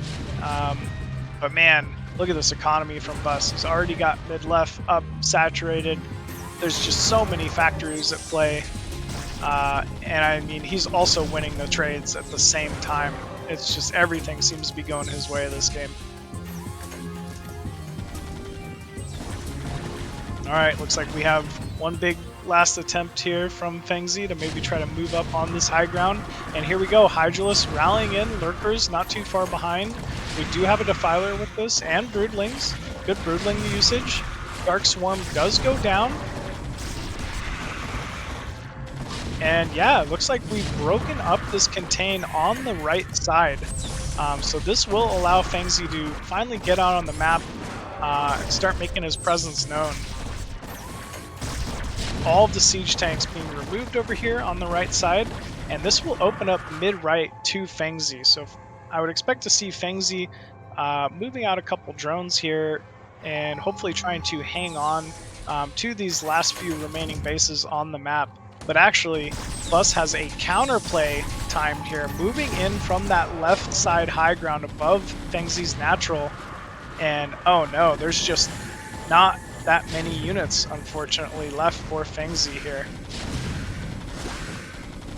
Looks like all of the drones at the mineral only are falling. Defiler as well. And these control groups of Hydralisk not quite able to get into the fight yet. GG is called from Fengzi, and Bus taking a very dominant game one here. Man, I didn't expect it to quite go like that. I liked the start from Fengzi. The lurker contain was great. I was a little curious how Bus was going to deal with a map like that. You know, I think going mech might have been the play there, because bio versus 4, you know, gas Zerg early on would just have been such a headache. But Bus managed it very, very well. Great muted defense, you know, great defense versus, I guess, even that lurker Dark Swarm timing attempt, and really just kind of proven he's more so the dominant player of that game. So we'll have to see how Fengzi kind of rallies to try to take, you know, this series still. Because BusTerran ended up winning game one, that means it'll be Fengzi's map choice. So, you know, he's got some options there. A little interested to see what map he might end up going with. But yeah, we'll have to wait and see. So, BusTerran best of 3 for the winners match. Yeah, I think Fengzi, being more of the legend, can definitely rally from a position like this, but that didn't feel like a gimmick from Bus. He truly just played a very standard, very solid mech game, and on a map that I would have considered a little more Zerg favored. So it's gonna be interesting trying to come up, see what Fengzi is able to come up with. And it looks like Fengzi will be picking Vermeer.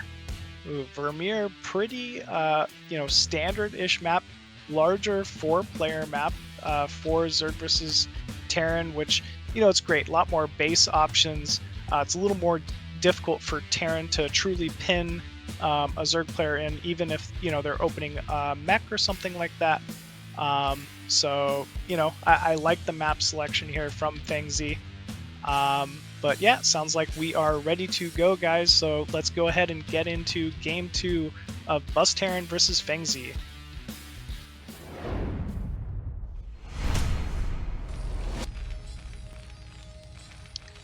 And spawning at the top left of Vermeer as the blue Terran, we have BusTerran. Currently down 0-1. Spawning at the bottom left as that red Zerg, we have Fengzi. So I'm not exactly sure what to expect here in Game 2. Vermeer, very much so a different map than Longinus. Fengzi, from what we've seen at the previous game, it seems to me he likes to open more of the standard meta, which is 2-hatch muta play. I would expect something very similar, just based on last game, but we probably won't be seeing that quick transition to Lurker as, I don't know, I guess it's a little too early to tell, but Bus very much could just be opening more standard racks expand on a 4-player map. And I think, that might be the option, given that this is a bigger 4-player map. It's a little more difficult to play mech, cut the map in half, and play from there, but we'll have to wait and see. Once again, we're seeing a wall from Bus, and he is very, you can definitely tell he's played this map, knows exactly when and where to wall. And this wall off is kind of nice. It breaks in and out of the meta, but I think it'll really prevent any type of early Ling pressure. As long as the opponent doesn't go something like a 4-pool, you're usually quite safe early game. Meanwhile, Fengzi is doing that standard 12-hatch 11-pool 10 gas play, which is indicative of current meta ZVT, honestly. So very, very, good selection, I'd say, from Fengzi. He was drone scouting, but saw that the first Overlord came across that wall, pulled the drone back for a little more efficient mining. I like that. Barracks producing a Marine, just to kind of defend early. He wants to make sure this isn't some gimmicky 7-pool or 4-pool, and he wants to be able to hold that natural. But we do see the command center go down at the natural here for Bus as well. It obviously gets scouted by that first Overlord, so this is pretty much current meta ZVT at the moment. You see a lot of 1-racks, command center expands from Terran, and a lot of 2-hatch layer muta openers from Zerg. So we see drone count is going up. No Lings, I think, on the field quite yet. Fengzi really likes to optimize this mining and get out as many drones as possible. There is a SCV in the main, but because he scouted the wall off, he knows he's not really in danger of any early vulture play. There's no Marines moving across the map, which means you can really just get away with as many drones as you possibly would want early game.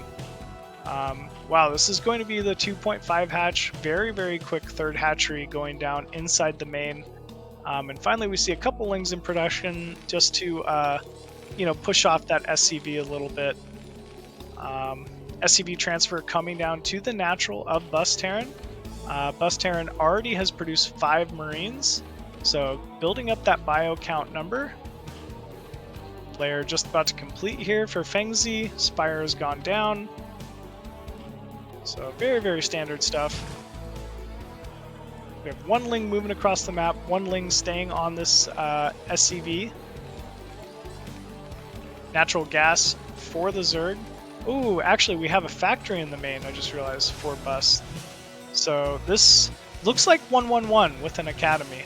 Academy is building at the top left. So 1-1-1, kind of a different style of play. You don't see it quite often because, well, as often I'd say, because it's very difficult to execute. Terran really doesn't have the same bio count numbers that they do, with like a more standard 2 racks or into a 3-4 racks opener, which means early game Muta can be quite difficult to defend versus, as well as, even just lurker timings as well. Everything's just more difficult to defend. But the advantage is you can a lot of times either get up to very quick Valkyrie count or science vessels, both of which are very, very strong in this matchup.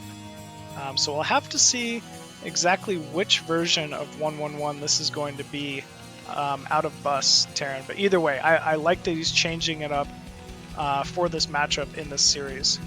And it is a science facility, so this will not be the Valkyrie opener. This is going to be into very quick vessels. So Muta already building, will be completing here very shortly. Don't see a whole lot of turrets yet for Bus, but they are in production. +1 air weapons actually being produced for Fengzi as well. So, he will have the extra attack upgrade to tear down missile turrets once that completes. Bunker completed at the natural here, just to try to defend, these early depots. We do have stim. I don't think we have marine range quite yet, so there's going to be a small window here where, SCVs could basically just get torn down without the assistance of some marines. A lot of drones being produced here. I really like this from Fengzi. He's reached that optimal mining. Still producing mutas. I assume, he hasn't scouted the main, but I assume he knows this is 1-1-1 just based on the marine count. Normally Terran would be pushing out into the center of the map by this point, but there's just not enough units. Wow, great control here from Fengzi, just denying all of that mining from the gas in the main. And yeah, he's going to force a few more SCV kills there. Hydra Den going down the main, as well as a Evo Chamber. And Queen's Nest, I believe. Now remember, bottom right is also being taken from Fengzi, so he has an out. He's not, ultimately committed to trying to get a kill here with these Muta. He's just getting kills, anywhere he can find them at this point. So Fengzi, he'll have this 3rd base up, this 4th hatchery. He should be able to transfer a few drones over there and get that saturated in mining here quite quickly. Very quick vessel out for Bus, though. This is exactly what he's been aiming for. He really wants to get off a perfect irradiate on one of the bottom Muta, be able to do as much damage as possible. And really just, it is the big advantage of this 1-1-1 opener. So Marines stimming in here. We did get a really good irradiate, but unfortunately, Fengzi's just so good. He just pulled it out immediately. Another Muta goes down, though. So it looks like Bus trying to make the most of this early vessel and, start getting some kills versus these Mutalisks. Here we go. Very, very nice. Fengzi picking off another Marine, but taking quite a bit of damage from that. And remember, this is +1 air weapons for Zerg, so he won't quite have that armor and make these, that allows these Mutalisks to be a little more sustainable versus bio. So he's got to basically build more Muta it feels like. We do have a Hydra Den. I haven't seen any lurkers yet. There we go. A few lurkers being morphed at the natural, so he will have lurkers in time to defend this. Pretty good saturation for the moment at that third. You know, four drones on minerals and saturated the third gas at this point is, you know, it's a good place to be if you're Zerg. Well, we see there are Scourge mixed in with this Mutaflock now, so looking to try to potentially take out this vessel from Bus. Ooh!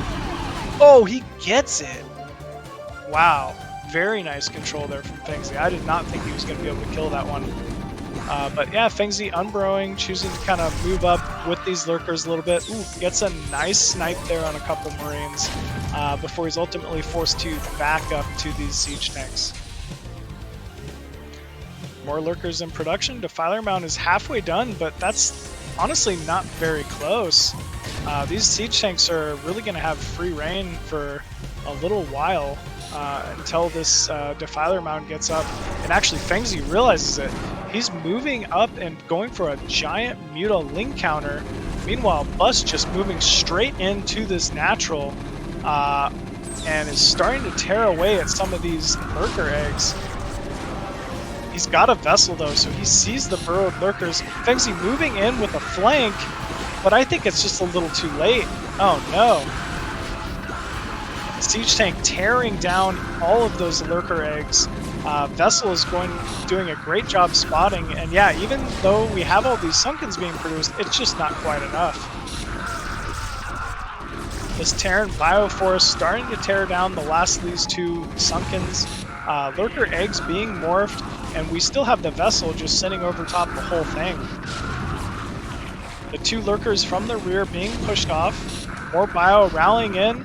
The lurker eggs do complete, and ooh, suddenly, yeah, there's just too much Terran. Two more flanking lurkers, but honestly, Bus is doing an impeccable job with his unit positioning. Just optimizing, getting as many of these lurker kills as we can. We finally do have a Defiler here for Fengzi, but we don't have any drones at the natural. GG is called. Wow. Incredible game there from BusTerran. I was not convinced once again that he was in a great spot. You know, with that 1-1-1, it's just so fickle trying to survive that mid game, and we saw Fengzi doing a great job being aggressive with those Mutalisks there, but it was not enough. BusTerran, you know, with the great, you know, one factory, 1-1-1, you know, vessel siege tank timing, really just tearing through those lurkers and Sunkens before, you know, Fengzi was able to get the Dark Swarm up, unfortunately. So, yeah, that means BusTerran will be moving on and ends up taking first here in Group C. Fengzi, you know, had a pretty good series, but he will actually end up falling down to the decider match to face the winner of cnRain versus XuanXuan. So, you know, still great showing from him. But man, BusTerran looked very, very dominant in that series, I gotta say. So really, now it's going to be up to cnRain versus XuanXuan, PvT. This is going to be kind of an interesting one. I think XuanXuan had a very good series versus BusTerran. So if that's any kind of indicator, I think he's you know, going to be a very difficult Terran to take out of this matchup. But cnRain, you know, it is PvT. I am not sure what the first map will end up being, but you know, if it is Longinus, it might not. It is going to be Longinus. So Longinus, I would say, once again, a very powerful map for Protoss. So things could get interesting game one, you know, versus, you know, with cnRain versus XuanXuan, just given the map. And I'm interested to see how this one goes.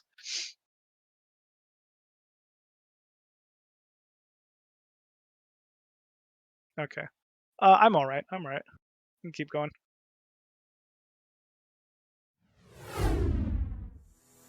All right, so this is our bracket once again, the Group C. Fengzi you know, obviously falling there to BusTerran, but he will still be moving on to that decider match. BusTerran moving on to the round of 12 winner bracket. And yeah, up next we are going to be having our Protoss cnRain going up against our Terran XuanXuan. You know, both of these players had some good series so far today. It looks like XuanXuan slightly cnRain's elder by a year here. You know, obviously XuanXuan we know a little bit more of because he competed in this last season of BSL, doing quite well for himself, whereas cnRain kind of, you know, new to the foreign scene here, it seems. But obviously had a pretty good showing in the first series versus Fengzi. You know, completely different matchup. This is going to be our first PVT of the day. So yeah, you know, this should be a pretty exciting one. Maybe cnRain will prove he's got a little bit of a better PVT than PVZ. Could be his favorite matchup, and it's definitely going to be a good map for Protoss, that being that it's Longinus.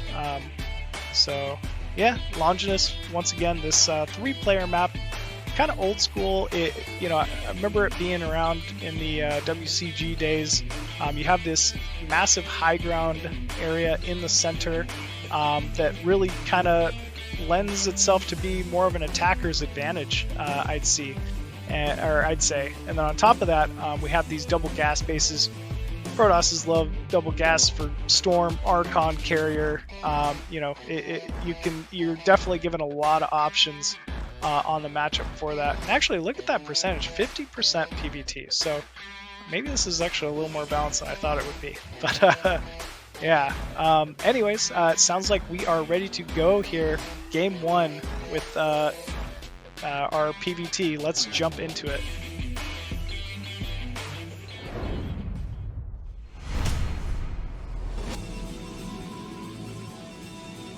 And spawning at the top left as that blue Protoss, we have cnRain.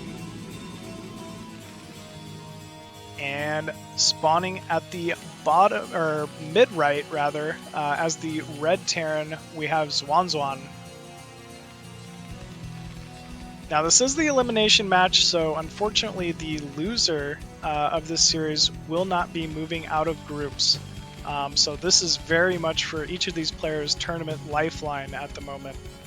XuanXuan, you know, we got to see a pretty incredible TVT display versus our BusTerran winner, and I think that's a little closer to, you know, maybe the matchup, maybe TVP. So I wonder if maybe he could, you know, I wonder if he'll maybe go for more of like a siege tank kind of contain or something like that, given the map, maybe get a little more aggressive with it. You know, for cnRain here, we're just seeing a pretty standard pylon inside the main. I would not expect to see some type of a 12 Nexus on this map, given the map. And yeah, we actually see a gateway going down in the main.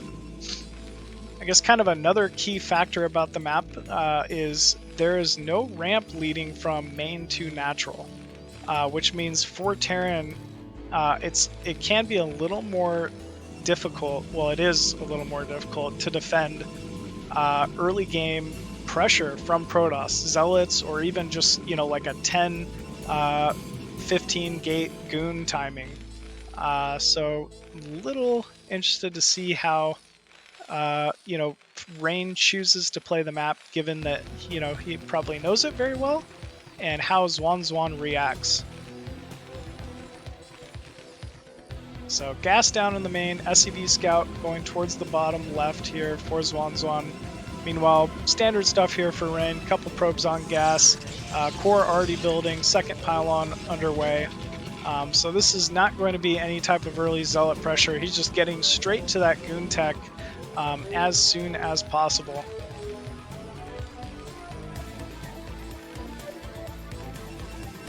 Marine was being produced and then got canceled. I don't know what he read there, but I guess he wanted to just delay that Marine a little bit more until after the factory. There we go. Yeah, I guess Marine after factory. Two probes on gas still. Dragoon in production. It looks like maybe Rain is saving for a Nexus, I would assume. It's either range or a Nexus. Maybe it could be range. There we go. It is going to be Dragoon range. And then he has pulled all except one off gas, so trying to really optimize the 10 mineral patches in this main. And yep, we see a probe moving out to take a quick Nexus at that natural on 21 supply. 22 supply, I guess. So Nexus should be able to go down here. There we go. Dragoon pushing off that SCV, as well as moving out to maybe start trying to apply some damage. No bunker quite yet at the natural, which means this Dragoon will be allowed to press in here and do a little more damage. Scouts the 3 Marines. 4th on the way. Command center is down.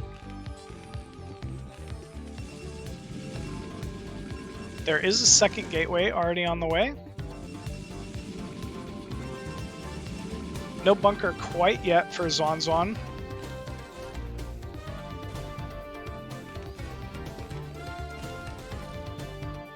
SCV did scout the second barracks in the main.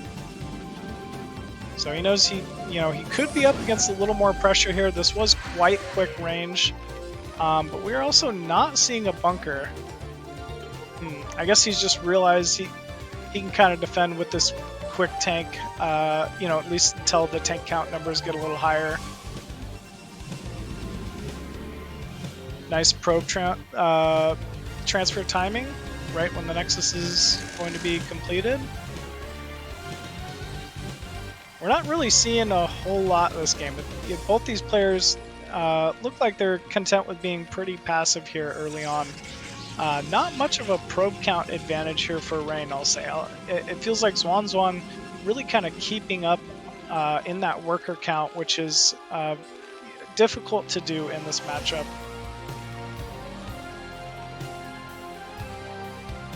Three Dragoons now completed outside the natural here for Rain, but there's 2 tanks and 5 Marines. I feel like that's just a little too much for Rain to really be able to apply any pressure. Robo completed inside the main here for Rain. And Observatory underway. Very, very standard. He's not really trying to go for anything fancy here. He just seems content with making Dragoons, getting that scouting tech up. There's, no support bay, no DT or anything like that. Ooh! Miss rally and loses a goon quite quickly for nothing. That Vulture even survives with 5 HP. And, a 5 HP Vulture can still lay mines, so that's quite valuable.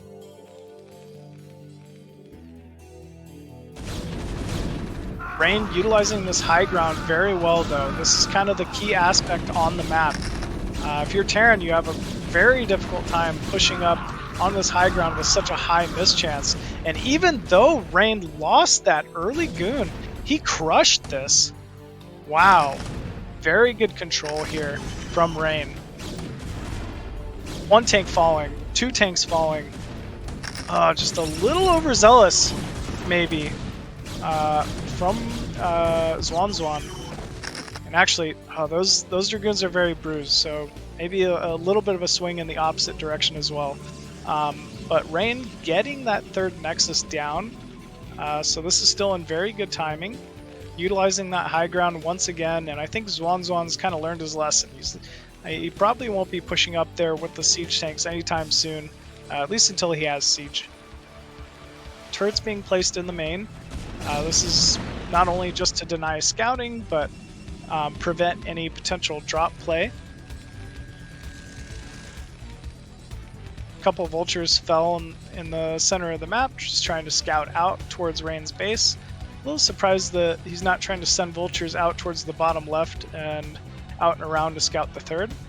3rd Nexus is complete. Forge is done. Nothing special out of Rain, I gotta say. He's content with making a few Dragoons to prevent these timings, getting good scouting vision, and holding this high ground as long as possible. We see even worker count once again though between Rain and XuanXuan. XuanXuan seems to be powering these SCVs quite hard. Here we go. Dragoons moving in, starting to target down some of these vultures. Ooh, big mine detonation taking out that siege tank. And wow, that was expertly controlled there from Rain once again. So this is definitely going to push this XuanXuan back once again. Anytime you're trading Dragoons for siege tanks, it stalls the Terran's timing quite a bit. SCVs being pulled, trying to get the mass repair up on this siege tank, and both of them end up falling. Wow.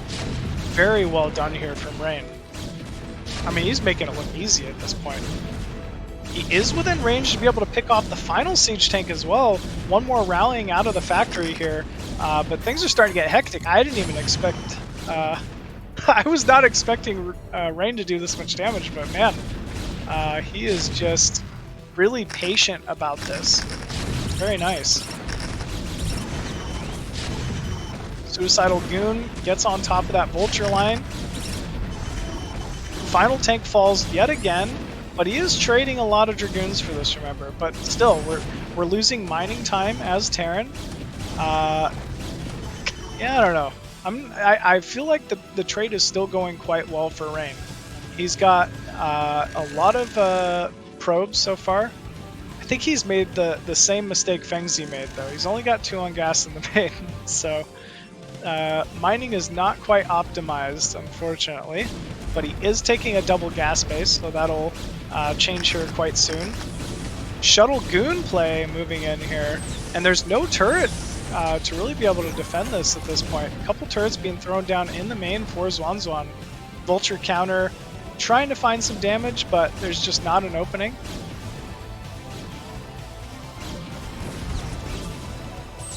Dragoon's just kind of being annoying, plucking away here. And there's just, I mean, there's just been so much lost mining time, unfortunately, for XuanXuan, that he's just falling a little farther and farther behind. Rain with a commanding probe lead, finally, at this point in the game. Okay, a little bit of an overstep, though, from Rain with these Dragoons. This final Dragoon will fall. No upgrades quite yet for our Protoss, but he does have that forge at the top left spinning, so he'll likely have +1 here momentarily. And wow, XuanXuan just wants to go. He finally ends up breaking that little bit of pressure and contain, and immediately darts out on the map with this 5-fact, getting vultures in position to plant mines. Rain, though, is ready for it, starting to clear the mines already. But it is buying some time for these siege tanks to get into the proper position.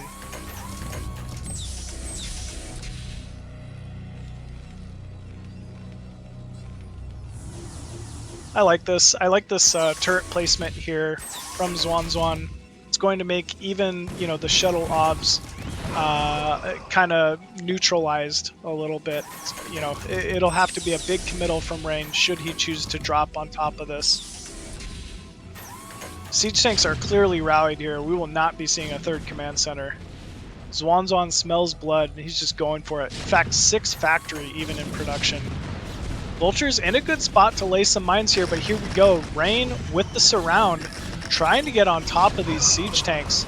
Big Vulture Zealot drop coming in here, bombing on top of these siege tanks, and he might have done it. This might just barely be enough. Shuttle is still alive. Zealots have legs, so they are speeding to the rescue here, trying to get on top of these last 2 remaining siege tanks. And wow, what a game. That was incredible. GG is called there right at the end by XuanXuan. And cnRain taking a very decisive game 1. I gotta say, there was about 2 different points in there where Rain was pushing in with, you know, 5, 6, 8 goons, and I thought he should back up, honestly, but he just kept finding these siege tanks just in the wrong position at the wrong time, sniping them off, resetting that tank count, and just put so much pressure on XuanXuan. It seemed quite difficult to deal with. You know, that was Longinus. You know, it looks like statistically it's a pretty fair map, but you know, I wonder what XuanXuan will end up having to pick here for game 2 going into this. There's a lot more standard maps with ramps leading into the main and such, like, you know, things like that. Or will XuanXuan want to go for another double proxy 8 racks here? We'll have to see. But yeah, in this best of 3, cnRain taking the lead 1-0. So XuanXuan will, you know, have his choice here at a map. Should be, you know, a little interesting here if you're playing TVP. I wonder if there's a certain style of map that he might be looking for. Could be, you know, a little interesting here. You know, I actually don't think Sylphid would be too bad of a pick. I think Sylphid is a map that's universally kind of loved by most Terrans, especially in the Terran versus Protoss matchup. So he does have, you know, some good options. And yeah, it is going to be Sylphid here. So he can utilize this high ground area in the center that's just so difficult to, you know, remove Terran from once you're able to get those siege tanks up in there. It's because, you know, Zealots just have a way more of a difficult time trying to run up ramps. You got to utilize shuttles, you know, so much more that it's quite difficult here, you know, for Protoss at times. But anyways, we are ready to get into it here. It's going to be cnRain versus XuanXuan, game 2.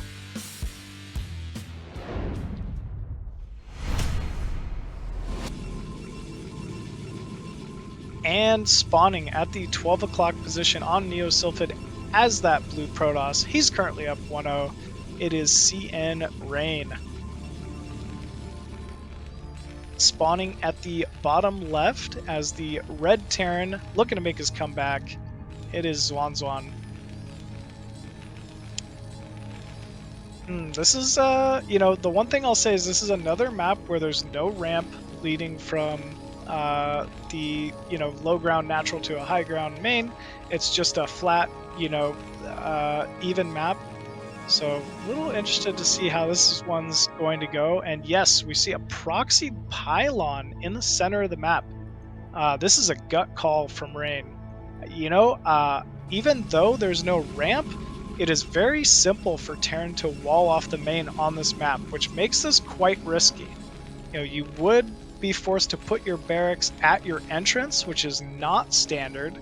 But should you choose to, you know, it can be very difficult for Protoss to break, especially with something like a proxy gate. And yes, we see the barracks going down to the left side of the map near the mineral line of XuanXuan. Very quick scout moving in here for Rain. Steals the gas, which is already quite annoying. But with such an early probe scout, you almost wonder if it kind of tips off that something's going on here. We see XuanXuan moving out with an SCV, looking to get, you know, his scout off and try to figure out exactly where Rain is and what he's up to. Obviously, as we know, he's up to no good with that proxy gateway in the center and the stolen gas. This is just annoying. If you're Terran, this is just a headache to deal with every game. You know, Marines are so difficult to control, especially versus these early game Zealots.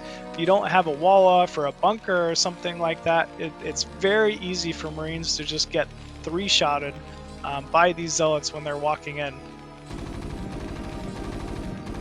Because this gas is stolen, it's really going to force XuanXuan into a position where he either has to make a second barracks or a command center before he gets his factory. And yes, we see the second barracks. So he has scouted that Rain is doing some type of proxy play. He doesn't see the gates, but he knows there has to be there. Marines getting on top of this Zealot, killing off the SCV that was producing the bunker, but the scouting probe already goes down. Rain sees the second barracks being produced. Ooh, gets another SCV kill. Very nice. Good control here out of Rain, and Rain actually even getting a Marine. So this first Zealot doing a lot of damage so far. Second barracks is still being produced. Looks to be completed here pretty quickly. The Cyber Core is up in the main though, so this is not a all-in committal from Rain. He is still transitioning to tech. He'll get these Dragoons out, and Dragoons fare very well versus early game Marines. Two Zealots moving to the south side of the map, trying to prevent one of these depots from being produced. This will stall XuanXuan's production briefly. Alright, one more Zealot moving down, but not before a couple Marines have fallen. 3 Marines in total. That pylon slowly being taken down by the SCV in the center.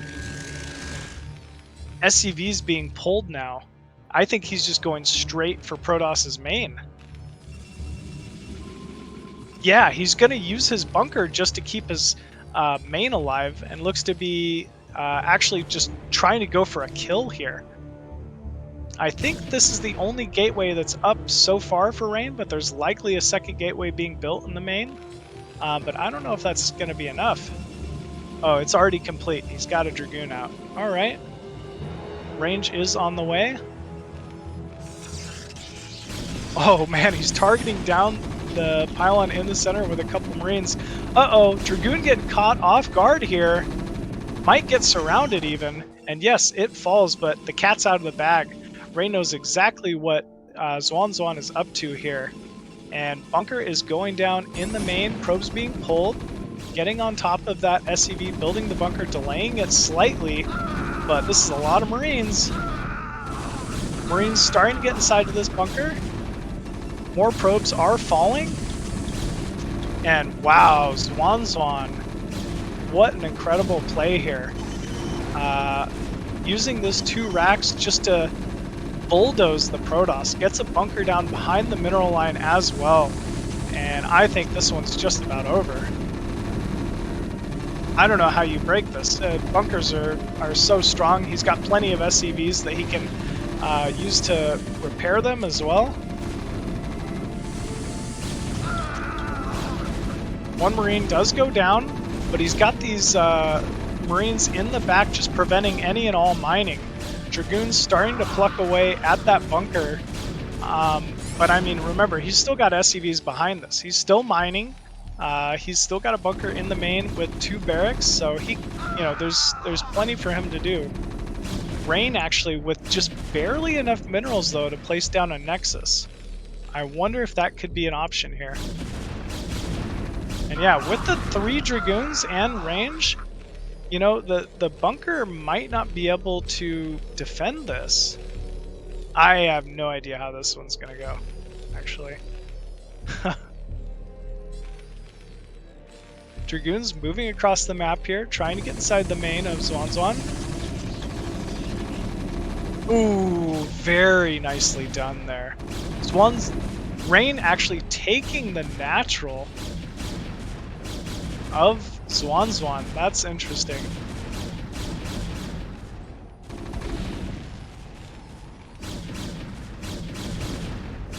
I feel like XuanXuan could just pull all of the SCVs back home and almost just get a surround on these 3 Dragoons. We'll see if maybe that's something he opts for. Oh wow, nice pick off there from XuanXuan. Down to just 2 Dragoons remaining for Rain. And actually Rain trying to just move past the bunker here. Knows he's got to get some damage done. And I think that's just about it. Last Dragoon falls. And it's 36 supply to 3 here.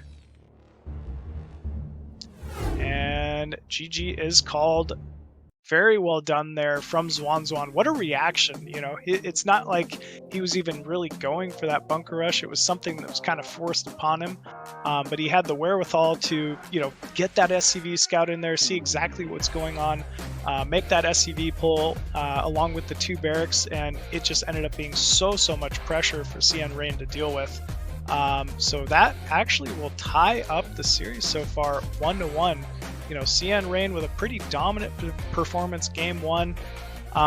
Maybe, you know, he didn't expect XuanXuan to react so well to select, you know, a proxy 1-gate gas steal, which is kind of current meta for the matchup at the moment. But man, XuanXuan with that double barracks play ended up just throwing out so much damage that it was quite difficult to deal with. So because XuanXuan ended up winning game number 2, game 3 will be cnRain's map pick. So he will have, you know, the little bit of an edge going into game 3 here. Now once again, remember, the winner of this goes on to the decider match to face up against Fengzi next, Chinese Zerg player. So we'll have to see, you know, who ends up taking out this series and if they're going to, you know, have the chops to be able to take down a player of Fengzi's caliber. So yeah, XuanXuan and cnRain, very good series so far. Tied up 1-1 here, folks. You know, this is gonna be an interesting one. I think going into this, like I said, I kind of feel like because both the games were so decisive, it is fairly even between these two. So kind of the edge might be going to Rain here with the map selection. And yes, it's going to be Overwatch, 2-player map. Very much would play, I think, similar to how we saw that last game, right? Protoss can guaranteed get that early scout off, get that gas steal, especially if Terran spawns bottom right, do some type of proxy 1-gate play, or exact opposite. You have, you know, these bridges leading from, you know, natural to the center of the map, so very easy to defend things like a 12 nex. I think this is a very nice map selection here from cnRain. And we are ready to get into it here. It's going to be cnRain versus XuanXuan, game 3. Here we go.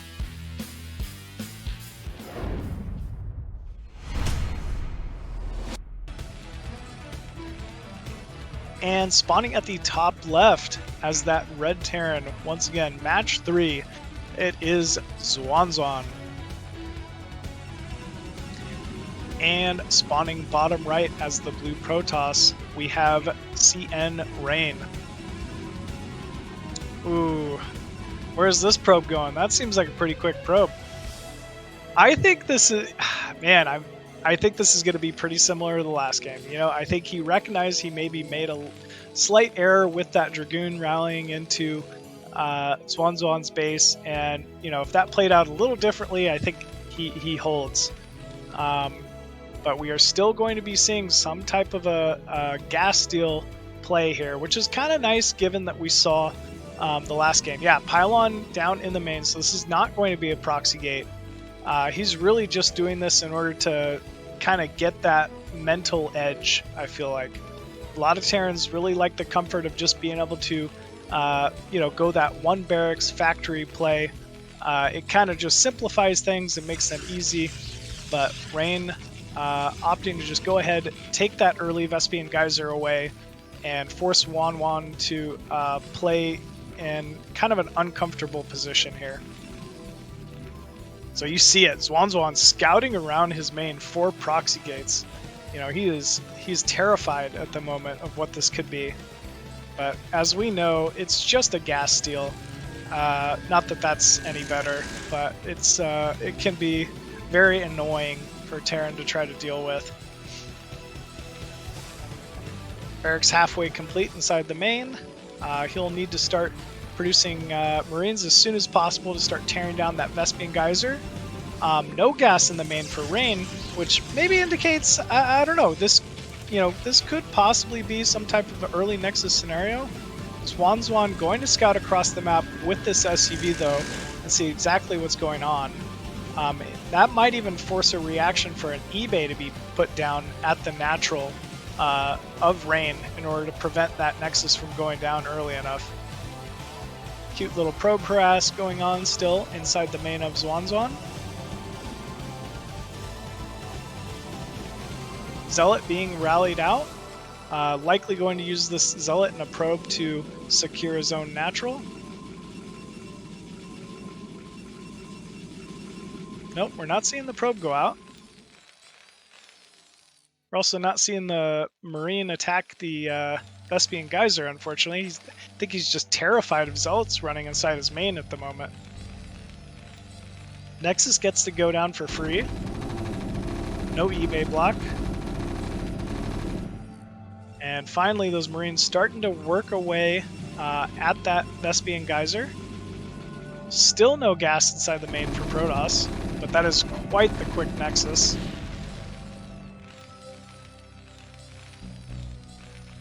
Vespian Geyser inside the main has been killed off for XuanXuan, so now he's able to take his own gas. Hasn't quite done it yet, though. I think we maybe see a...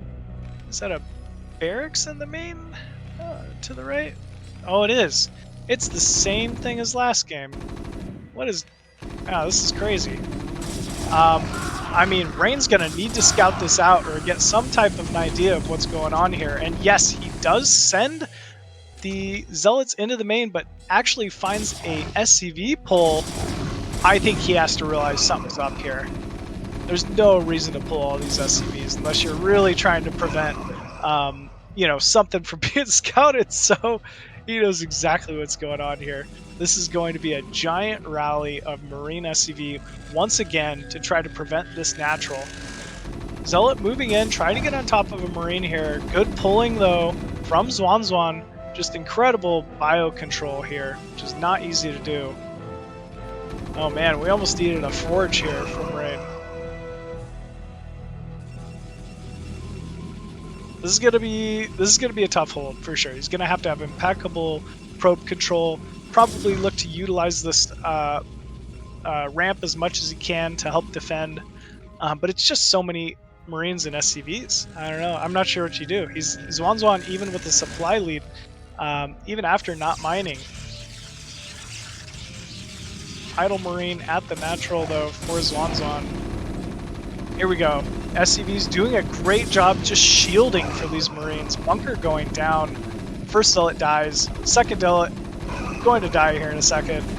And now it's Marines and SCVs versus probes.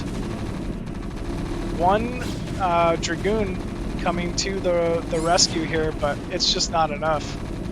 I almost feel like Rain should have just backed up, given up the natural, and just sat on his ramp or something. I don't know what the answer is. Maybe this is the future of TVP. I'm gonna go with that. This is the future of TVP. Just make Marines and SCVs. New meta. Wow, XuanXuan feeling so confident, actually just going straight into the main. We do see a cannon morphing though. I feel like if a couple cannons get up, he still has potential to hold this, but that cannon obviously will not. And GG is called from Rain. XuanXuan taking the series 2-1 will move on to the decider match against Fengzi in pretty incredible fashion. You know, how often do you see a TVP series won solely by SCVs and Marines? You know, it's a little reminiscent of the Slayer's Boxer versus Yellow days, I guess. Man, that was kind of a cool series. cnRain starting out pretty strong on that Longinus game. You know, really kind of honestly get the better of the control versus XuanXuan with those Dragoon versus Siege Tank you know, engagements. But XuanXuan just changing the meta, man. More Marines, more SCVs, more better. That was very well played there from XuanXuan. So as I mentioned before, with that, we're going to be, you know, then moving on to the decider match. XuanXuan earning his place, taking out cnRain 2-1 in a pretty close series. But now he's up against the bad boy legend himself, Fengzi, the Zerg, Chinese Zerg player. It's going to be a completely different matchup here. We have yet to see XuanXuan play a Terran versus Zerg, so this could, you know, get a little interesting. I'm kind of curious how this one's going to play out. Fengzi starting off very strong. ZVP versus cnRain. You know, we definitely saw some mistakes versus BusTerran, but BusTerran honestly played phenomenal. So, you know, maybe Fengzi can go back to the drawing board, make some adjustments here. and hopefully put on a pretty good series here against XuanXuan.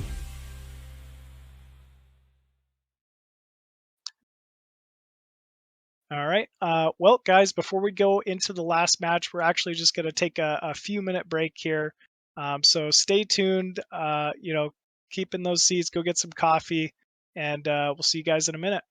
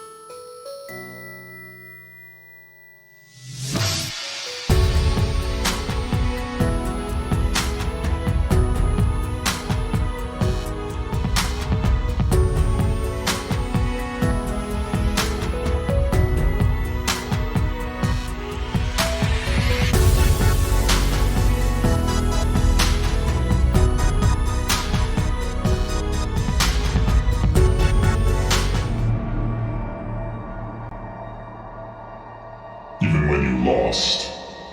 There's always a hope. Rise and fight.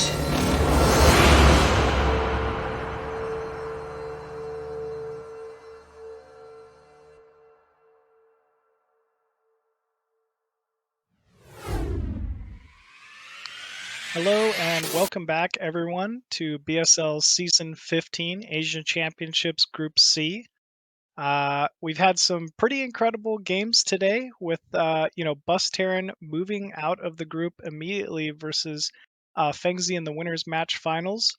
We just witnessed a pretty incredible elimination match between cnRain and XuanXuan, with XuanXuan narrowly taking that, and now we are down to our final match of the day, the decider match. It's going to be XuanXuan going up against Fengzi here, a Terran versus Zerg matchup. So yeah, this is going to be a pretty interesting one. XuanXuan really kind of earning his way through the bracket to face up against Fengzi, and Fengzi, did lose 2-0 versus BusTerran, but honestly had a pretty incredible run, and even those games were quite close as he was making his way into that winners match. But BusTerran proven to be the better player of the day, so we'll have to see how these two players end up matching up against each other here. Fengzi definitely an old school kind of favorite, whereas XuanXuan playing in the previous season of BSL and doing quite well for himself here, kind of proving that he is, more of like the modern style of Terran, and having some great success with it, at least so far today. So pretty excited to get into this one. Just briefly, before we get into the game, I wanted to mention our sponsor, OptiMonk, of the BSL Season 15. Thank you so much, OptiMonk, for making this all possible for us to watch. Really appreciate you guys. And at the same time, we are still looking for sponsors for BSL 16 at the moment. We've got a donation going at the bottom left side of your screen. If y'all can support, greatly appreciate it. It really allows us to continue producing, this wonderful content and these great BroodWar matches for y'all to watch.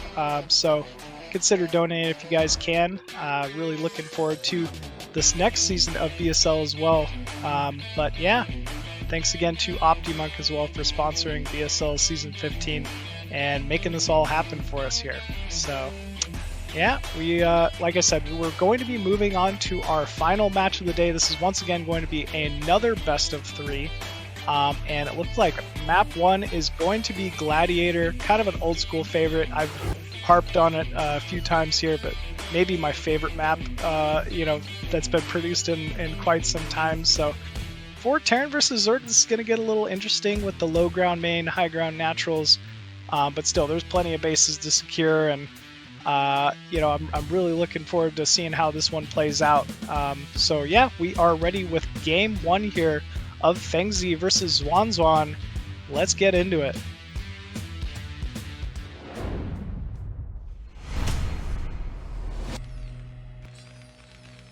And spawning at the bottom right side of Gladiator as that blue Terran, we have XuanXuan.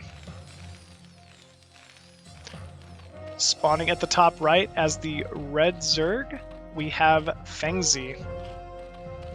Now, the little I remember of this map back in the day, I remember that Terrans love to open mech here. With that low ground to high ground natural, it's very, very key that you're able to hold your natural. And there's also not a whole lot of distance between the main and your mineral only, to where you can actually put siege tanks inside your main to help defend that third base quite quickly. Now XuanXuan doing a typical XuanXuan here, and we see this will be a proxy 8 racks to start things off. We saw this in his TVT play, to kind of kick things off for the day. And then we saw a lot of, double barracks play versus our Protoss cnRain. So He's just kind of showing he likes to get after it early. He likes to get really aggressive, play in his opponent's face. And remember, once again, this is a map with a high ground natural leading to a low ground main. So if you can get on top of that high ground ramp, you can really do some serious damage. BBS is, it is a serious build. It is not to be taken lightly.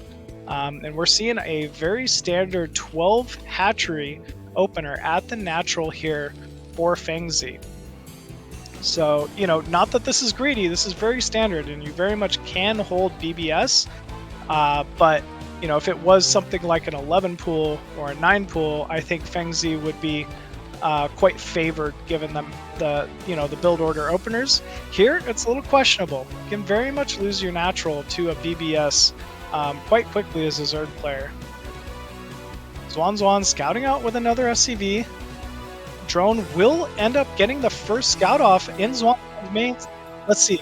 Sees the command center, doesn't see a single barracks, and notices that the SCV count is quite low. He's got to be a little concerned here.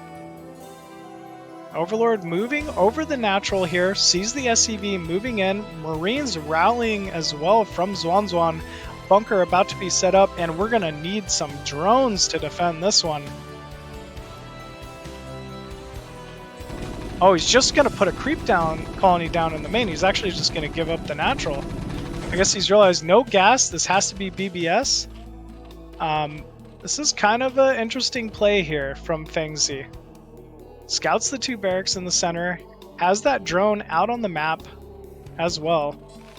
And I mean, this is going to be difficult. XuanXuan's already recognized that Zerg has put down a sunken colony in the main. He's content with just sitting on top of this high ground and going lair. So, interesting selection here from Fengzi. With that sunken, I feel like it's in a position where maybe the Terran can slip behind the mineral line. Either way, I don't know why you would. It seems like such a risk to move down that ramp. But Terran's got to be feeling great that he can just prevent anything from moving outside of this main here. Even a second creep colony in the main. Ooh, I'm not sure if he needs that one. Honestly. So, Fengzi, cancels the creep colony and puts a proxy hatchery out at the 12 o'clock position. That goes unscouted. He might be able to move himself back into this game somehow. As is, though, XuanXuan not producing any more Marines, just seems content with the amount that he has on top of that ramp. Looks to be putting down an academy and going into more of a standard 2 racks play. He's going to need those medics, and he's going to need stim to try to win this game. 2 more Marines being produced.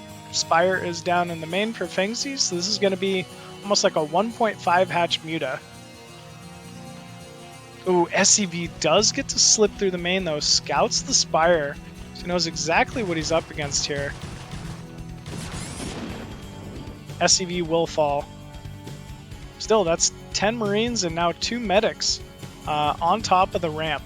It's not a small amount of units to try to deal with. 2 more creep colonies being produced inside the main. He really wants to prevent these Marines from being able to move into the main and prevent any kind of mining.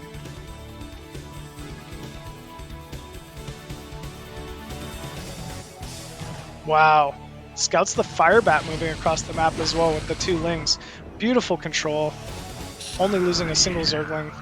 And here we go. Terran's stimming in. This is 2 Sunkens, remember. He's trying to target the Zerglings. Great control from Fengzi. And yeah, this 3rd Sunken even able to defend against that Firebat. This was murdered. Very nicely done from Fengzi. I mean, just beautiful positioning on those creep colonies. He's not out of it yet though. This is still going to be quite difficult to play out of. He doesn't really have a natural that natural base that's further away. He's gonna leave, and Fengzi takes it. Yeah, Fengzi had that one for sure. I guess he held the timing, but still, that was quite surprising play, and You know, hats off to Fengzi. A lot of Zergs would have been a lot less patient, tried to hold the natural, not canceled it, and, you know, given up immediately. But he chose to take, you know, the difficult road, put the creep colonies down in the main, just try to barely hang on and survive, and it paid off. Yeah, he takes a quick lead in this series 1-0 versus XuanXuan's proxy BBS. So well played there from Fengzi. Man, with Fengzi taking game 1 though, once again, this is going to be XuanXuan's map choice. So I wonder if he'll maybe pick another 2-player map and try to go for another BBS or something like that. Seems to be, you know, kind of how he's been playing so far. Hyper aggressive. And yes, it's going to be Butter, actually. It is a 2-player map. Quite large distances between the mains, though. I actually really like this for standard Terran play because against Zerg, because there's multiple entrances to the majority of these bases, which, you know, if Zerg's not able to just park a couple lurkers on top of a ramp and defend a base, it can be a little, you know, more difficult to kind of hold, defend.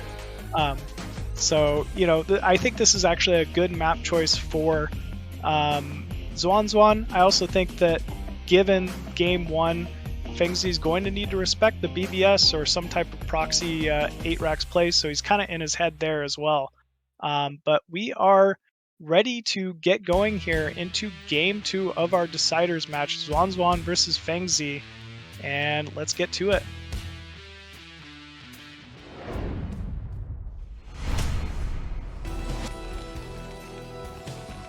Spawning at the top right as the blue Terran, we have XuanXuan. And spawning at the bottom right, currently up 1-0, it is Fengzi.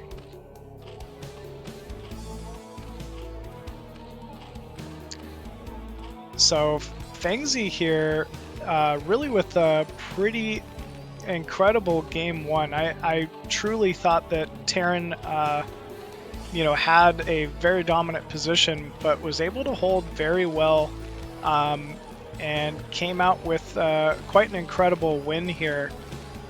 So it's kind of up to XuanXuan to figure something out going into game number 2. This is his map choice, so I would assume he's got something planned here. Butter, kind of a larger map. There's a lot of distance between the naturals, and really a lot of different entrances to all of the expansions, which makes it a little more difficult for Zergs to defend. We see a depot just right down inside the main for XuanXuan, so this will not be a wall off at the natural attempt. Zerg, though, getting to that 12 drone count. Everything looks very standard from Fengzi, just going to get that natural expansion down, and most likely will transition into a 2-hatch Buta play, which is what he's done just about every single game so far. So yeah, this is going to be the 11 pool into 10 gas, most likely. And we see 11 pool goes down. Gas will be showing up here shortly for Fengzi. 1 barracks inside the main for XuanXuan, so looking like, at least so far, it's a standard 1 barracks into command center opener. No drone scout from Fengzi, really just going to optimize this mining on a 2-player map.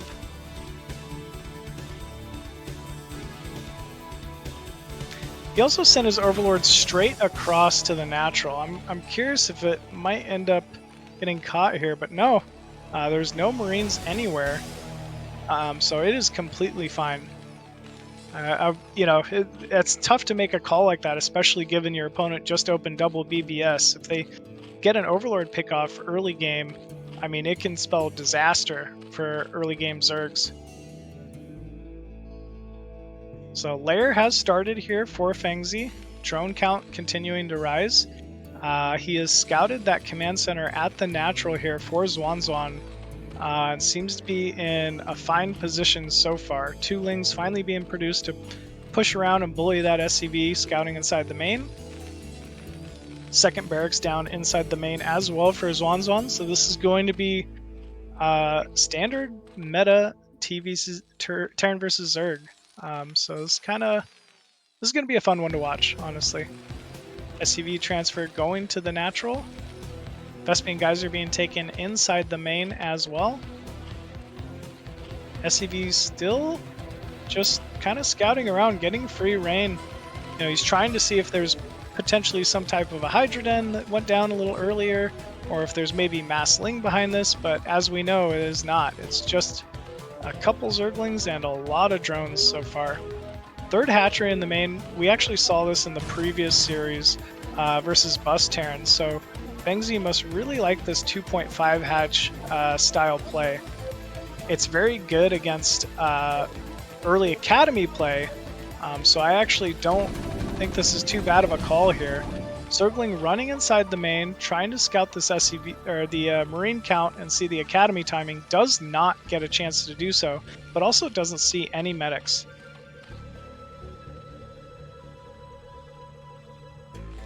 Marines moving all the way across the map here, not a single bunker, and Zergling speed on the way, but it's a little late. I think drones are going to need to be pulled here in order to defend this Marine timing from XuanXuan. Actually, XuanXuan even moving back now. Here we go, Zergling's getting on top of this Marine count. Good Zergling control here. Ooh, but actually XuanXuan maybe getting a little better of the control. We do have Zergling speed on the way. I'm just not sure if it's going to be completed in time to catch these Marines. It's going to be close. It's 7 Zerglings versus 4 Marines, and then there's a couple more Marines at the rally, so just about even Zergling versus Marine count. We do have speed now, though.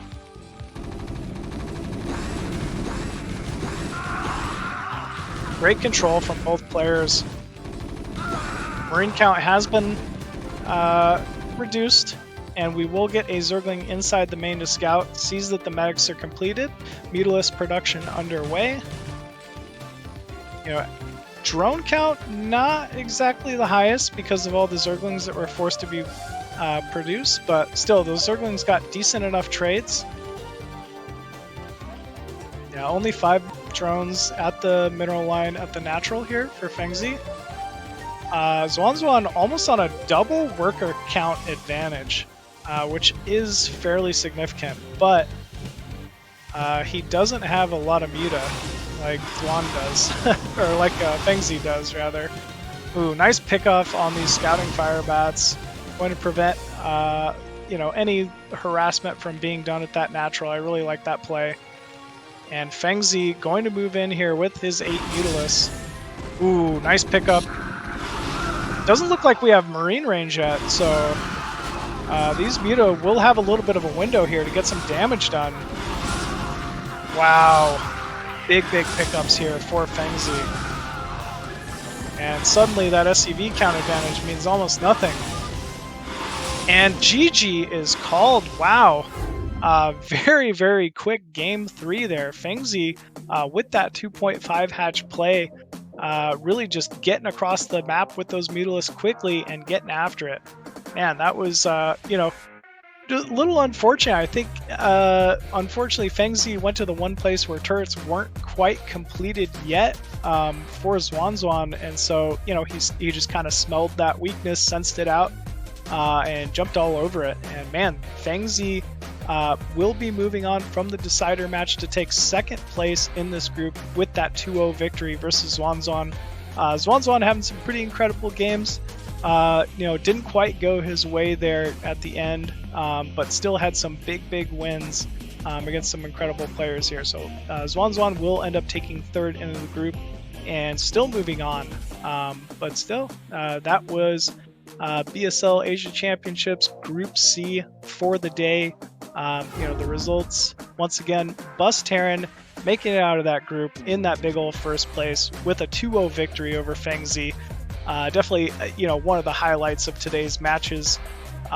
Then we had Fengzi moving on against XuanXuan, and XuanXuan ended up winning the elimination match over cnRain to get that 3rd place guarantee.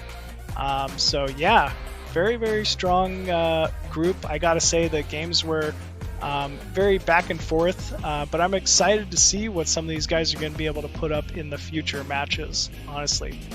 BusTerran really kind of stole the show today with a dominant performance over Fengzi, and you know, Fengzi kind of working his way back through the losers bracket to end up taking that big 2nd place for the group. So overall, great games, really well played from these folks. Yep. And yeah, I think that's it as far as today's matches go. But we'd love to give shout outs to, once again, OptiMonk, the sponsor of this season's BSL15. So once again, thank you so much, OptiMonk, for sponsoring Chameleon. Thank you so much. We really enjoy everything you guys have done for us here. And, you know, really supporting foreign StarCraft and you know, making it bigger and better than ever. We'd also like to send a shout out to our Patreons for, you know, for our $100 a month donator, STRFKR. Not even going to try to pronounce that.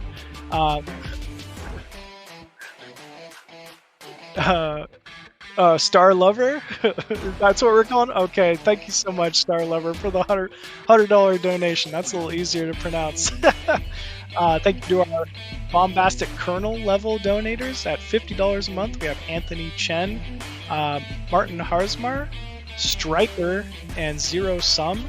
Thank you for so much, you know, for continuing to kind of support. We'd also like to shout out to our Bombastic Major Plus level donators at $30 a month. We have Robert Groot, Flizzardo86, Cause, and Tupacalypse. And we would also like to send a shout out to our Bombastic Major level donators at $20 a month. Nicholas Schuler, Christian Eddington, LML, Linger Pump, Nientech, and Quark. Appreciate y'all so much, and definitely appreciate Quark for you know, also being someone who is so active in the scene. We you know, always enjoy listening to his cast, watching him play. So yeah, thank you all so much. Each and every single donation helps carry us to that next level and make the next season happen, folks. So if you're liking what you're watching, you're liking what you're seeing, and you're in a position where you can, you know, maybe spare a few bucks, go ahead and throw it, you know, towards BSL to help set up next season's BSL season 16. Still looking for that sponsor at the moment. So if y'all are interested, please make sure to reach out to Zero or donate on the Patreon at Bombastic.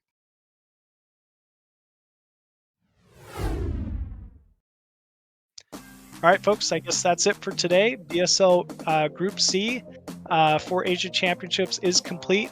I believe, will we be going into BSL Group B tomorrow, or will it be? All right. Tomorrow should be BSL Asia Championships Group number B. So if you're looking forward to the Group B matches today, it's just going to be one more day, and we'll be there. So you guys can look forward to listening and watching that here tomorrow.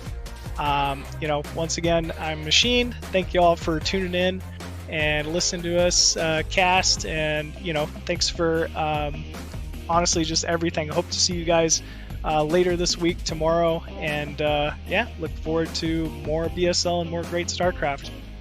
Take it easy, folks.